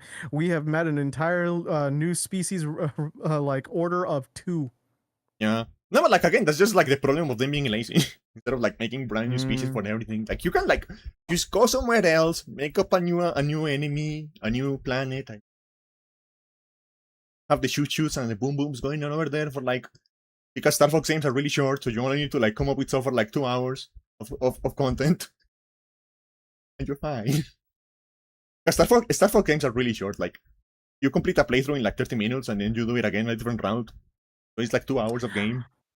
I'm honestly trying to think of a situation where it's like people were really hankering for a Star Fox game, and it's just like I don't hear people talk about Star Fox as an IP. Yeah, because Nintendo hasn't done anything new with it for like 25 fucking years. I know, but like, you know, you'll still hear that situation where it's like if I heard someone talk about Star Fox, I don't really ever hear them talk about like a sequel. I feel like they kind of just gave up on that. Whereas like if someone mentioned F-Zero, we'd all just sigh. Yeah. Get sad. I think the problem with F-Zero is that the last one was so fucking good. Yeah, you can't top it. Like the final, no, but like also like the final one they made was so fucking good that people are just like chasing that high. But like we want that high. Nothing would match it. Oh, right. You know what? Let's go through some. Oh yeah, you remember last week how we said that like Marathon had legs? Yeah, no, I saw the impairment loss. Yeah, I didn't say that. You said that. Yeah, apparently Bungie just lost Sony like $700 million. I think it's like a little more like, yeah, but like give or take $500,000. But like, yes, it's impairment loss, which we were all kind of seeing because Bungie is just like managed by a person who did not care. This is the saddest and probably the worst acquisition I've ever heard of. Yeah. Did you see that like Sony's like lowering their forecast for sales because they cannot manufacture enough PS5s because of the memory shortage because of AI? Mm-hmm. And then on the same day they announced they're partnering with AI companies to like increase the usage of AI. It's like, do you not see that you're causing your own problems? Do you not see that you're digging your own hole, you fucking idiot? We looked at Xbox and thought, "Ha, it's funny that they're shooting themselves in the foot. We can do it way better. Pass us the gun." But like, it was very evident apparently from the news going on that the C-suite was just totally going to just treat this like essentially like a pump and dump situation, and they were just getting it for their like bonuses, right? Yeah, And Marathon was just getting fucked over. It's just like to see that much of a quantity in terms of loss is just like another thing to tack on to the whole live service like avoidance thing that I hope gets solidified. yeah. Um, This what industry a is so cooked, man. So fucking what cooked. a pathetic acquisition. Like I remember the one thing that people were kind of skeptic about that I guess like it never occurred to me, and then it's so much more evident is like why would Activision let go of Bungie if Destiny was going well? Yeah, well, it wasn't. And it's just yeah, it wasn't. If it was making that much money, there's no way like Kotick era Activision would ever let them go. Yeah, So here we are. What other news? Oh, Xbox killed the console AI. yeah, But I think like the CEO also started hiring people from our old AI division. yeah, So squint. Be happy that a second decision in Xbox is good, but squint. Be yeah. nervous. Keep on your toes. Scalpers got to the Steam controllers, but Steam is now putting more measures into their next wave of Steam controllers Yeah. Speaking to of controllers, my ensure PS5 that controller more is people here. can get it. Oh, nice. Yeah, and it's like a learning period because like the handles are thinner, Mm-hmm. and the shoulder buttons are like placed a little bit to the side. So it's like Yeah. my hand is so used to Yeah. the shape of the PS4 controller that it's like a learning period, but it It feels great. I tested Yeah, a yeah. game called Pacific Drive, Mhm. and the way it uses like the triggers and the rumble for like simulating the like feeling of driving a car is amazing. Yeah, no, the PS5 controller might be my favorite controller. The weight to it, the kind of like layout to the hand, it's very good. I got used to it very well. Yeah, and I also like the way the light is like more because in the PS4 controller the light Yeah. was just like away from you. Yeah. I like the But fact this one, it's like the light is actually like pointing at you. it covers the whole. It covers the whole like touch. Well, it overlays or outlays like the entire touchpad. Yeah, I get what you mean. Yeah, and like again, Well, like the feeling of like the way the Pacific Drive like because you know like they can like add like variable like resistance to the triggers. mm-hmm. The way Pacific Drive like does that as like you change gears on the car, and it changes like how resistant the trigger for accelerating is, and the vibration of the controller like as you move as you drive on like different surfaces and stuff like that. It's amazing. Really amazing. Really cool. And I also found a way to like you know how like the GameCube controller has like 2-stage triggers. Mm-hmm. So it's a trigger, but like you get like to a point where it starts like fighting you, and then you put more force and it clicks, and it comes as a different input. Yeah. I found a way to emulate that with the PS5 controller. I found a way to like use the like resistance on the Like the haptics. on the triggers. Mm-hmm. To so like when you get to like around 75%, the trigger starts fighting you, and you have to like push it. Mm-hmm. And then I use the same program I used to like do that. I also allows me to like remap a different input to one after you push it. So I can do the GameCube thing. Nice. And I also use like in general for like all of my profiles, I added like a passive resistance to the triggers that is like constant. Because I like my triggers to be very heavy. I enjoy when my triggers have like a lot of like resistance. I don't like floaty triggers, loose triggers. So I'm adding like a constant resistance to the triggers that is just like on all the time. Because I like how it feels more than. Mm-hmm. But yeah, the controller fits fine. It's heavy, which I like. It's big. Yeah, no, I really like the DualSense. I got I the think yeah. I got the midnight black, so it's pretty. Yeah, I got my monochrome set up, so I like tech that is black. I like my tech black. God damn it, she keeps on serving this shit on a silver platter. I gotta pass it. I knew you were going to say that. I That's, got that's it. what I said it. That's the reason I said it. I know. Oh, it's like SpongeBob when he needs water and he starts sweating profusely. I don't need it. I need it. Um, in other news, also to no one's surprise, Rockstar Games accused of crunch. Like, come on. Yeah, of course they are. Yeah, of course they are. Switch 2 got a price hike Yeah, that was leaked. because Like yeah, that was leaked like 2 weeks ago. Like the yeah. exact amount was leaked like 2 weeks ago. Considering the state of the world right now, like yeah, Mind's Eye Salvage Hitman DLC. Also we Also, like we yeah. I don't know. Considering the situation, I think like $50 is not. Mm. Especially Uh, considering that like the PS5 Pro is like $900 now, and the yeah. I ba- mean, to be fair, and this the and the this is base an intermediate. and the base Yeah. PS5 is like $650 by this point. I mean, to be fair, like the comparisons are also like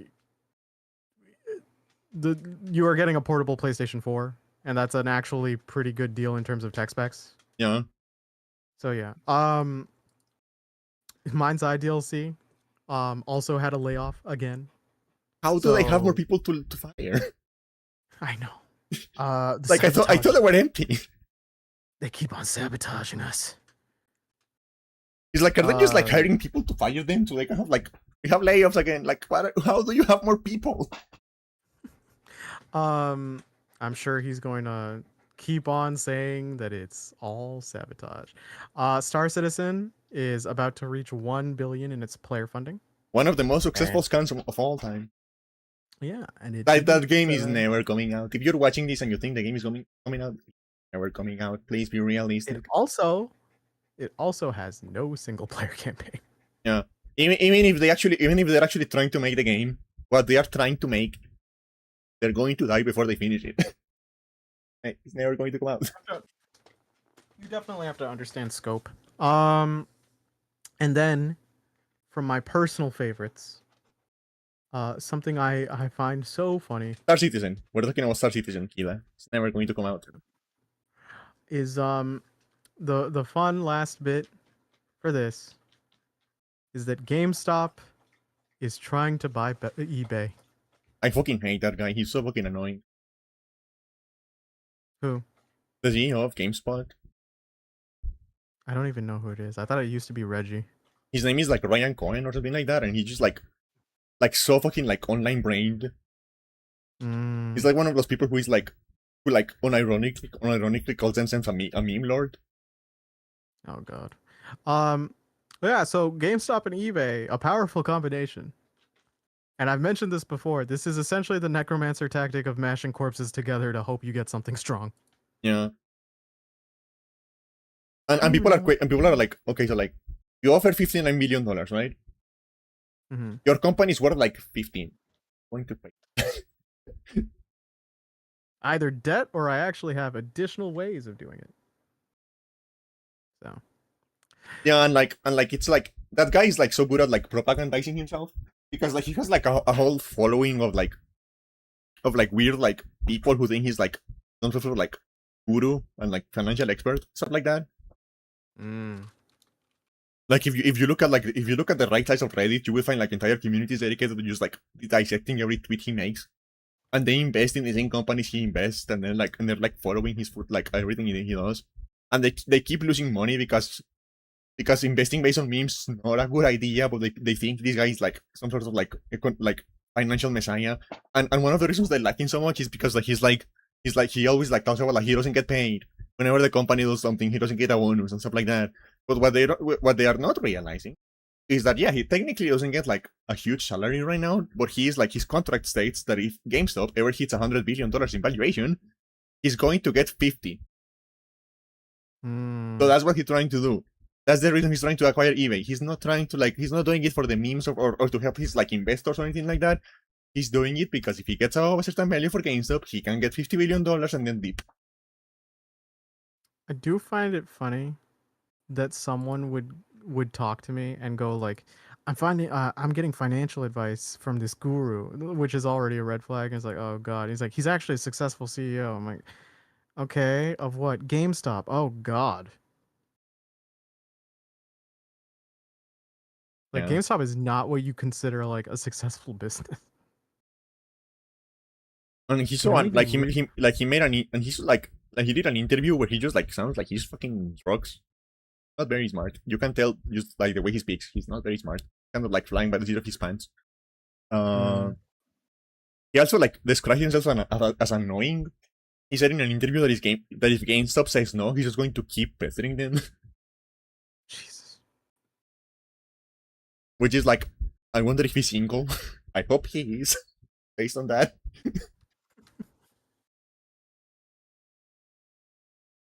That's now like yeah. Someone who is like, yeah, I'm just going to get pestering them with on the little one I want. Like I hope he's single. I hope he's single. That makes it sound more like you wanted to, like when you use those words. Because that's For, usually what people say with yeah. for the sake of women, I hope he's single. Ah. And for the sake of everyone here, I'm ending the podcast. Check out my YouTube at youtube.com/adnocturne. That's youtube.com/adnocturne, or my Twitch and drop a follow on Wait, either. I forgot. There was another thing I wanted to talk about. Too bad. Follow Candy on her Twitch and YouTube to see It's her not past horny. podcast, exclusive podcasts. I'm just thinking. Check Do out you Blue Sky think for it's organized fucked stuff. up? Don't you think it's fucked up what we do to fish? What? Like when it comes to like, okay, so like, let's assume we are not vegetarians, we are not vegans, we are okay with eating meat, right? Yeah. We understand that killing other animals to eat them is part of the cycle of nature. Happens. Yeah. Going to keep happening.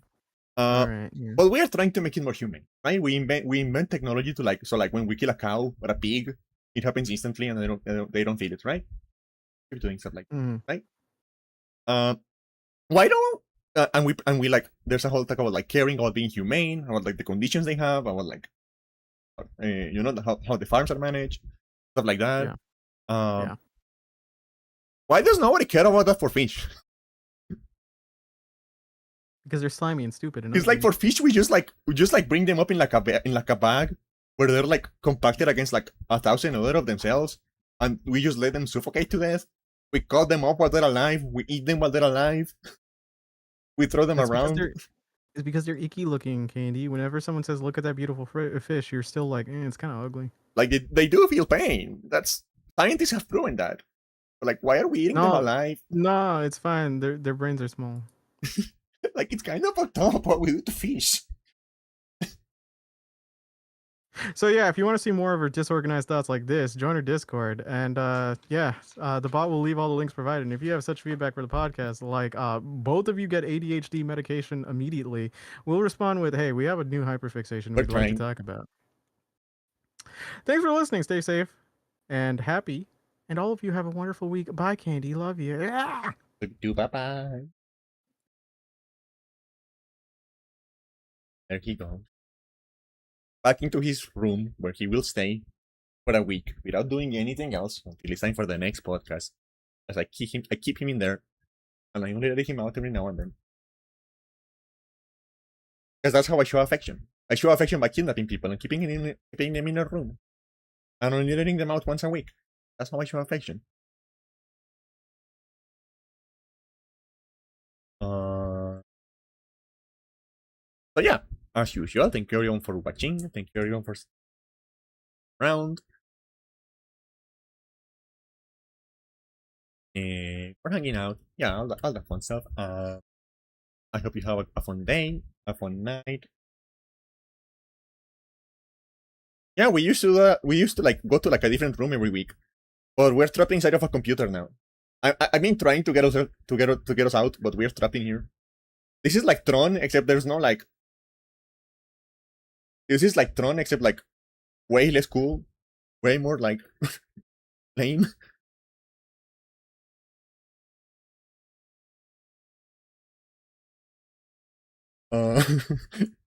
Yeah. So I see you guys on Monday probably. I have a lot of homework, so maybe I will not be able to stream on Monday. Maybe I will need to do more homework on Monday. But I will see you guys. We will continue with the Game Boy bullshit. I haven't like we are not going to stop doing that just because I'm playing Three Houses as well.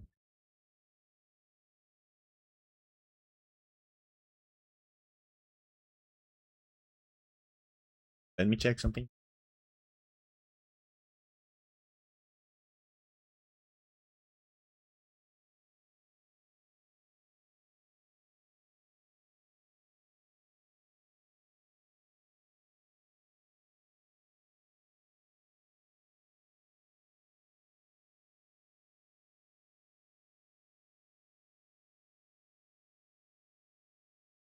We should try. We should try going to like someone new today. I don't know. For the fun of it. I always get nervous when I do it because I'm very scared about like people hating me as soon as they see me. I have a lot of self consciousness, so like I always think like, oh, they're going to hate me as soon as they see who I am, as soon as I start talking. But you know, we should raid someone new every now and then. Maybe get to me. Oh, let's go here. And I'll see you guys again for the next podcast. No. For the next stream, perhaps on Monday, if not on Tuesday, if not on Wednesday. I mean, you know what I mean. I will stream when I stream. It's hard for me to have a schedule right now because I have a lot going on. But we will try our best. And I'll see you guys again soon. Bye. Bye. I don't know why I'm talking like this. I'm like pushing my tongue against my teeth to talk like this. I don't know why I'm doing that. It's just kind of funny. Except when I'm doing this, I'm getting spit all over the place. Because it's just like coming out, so I'm getting spit all over the place. Maybe I should stop doing that. Anyway, bye. Bye.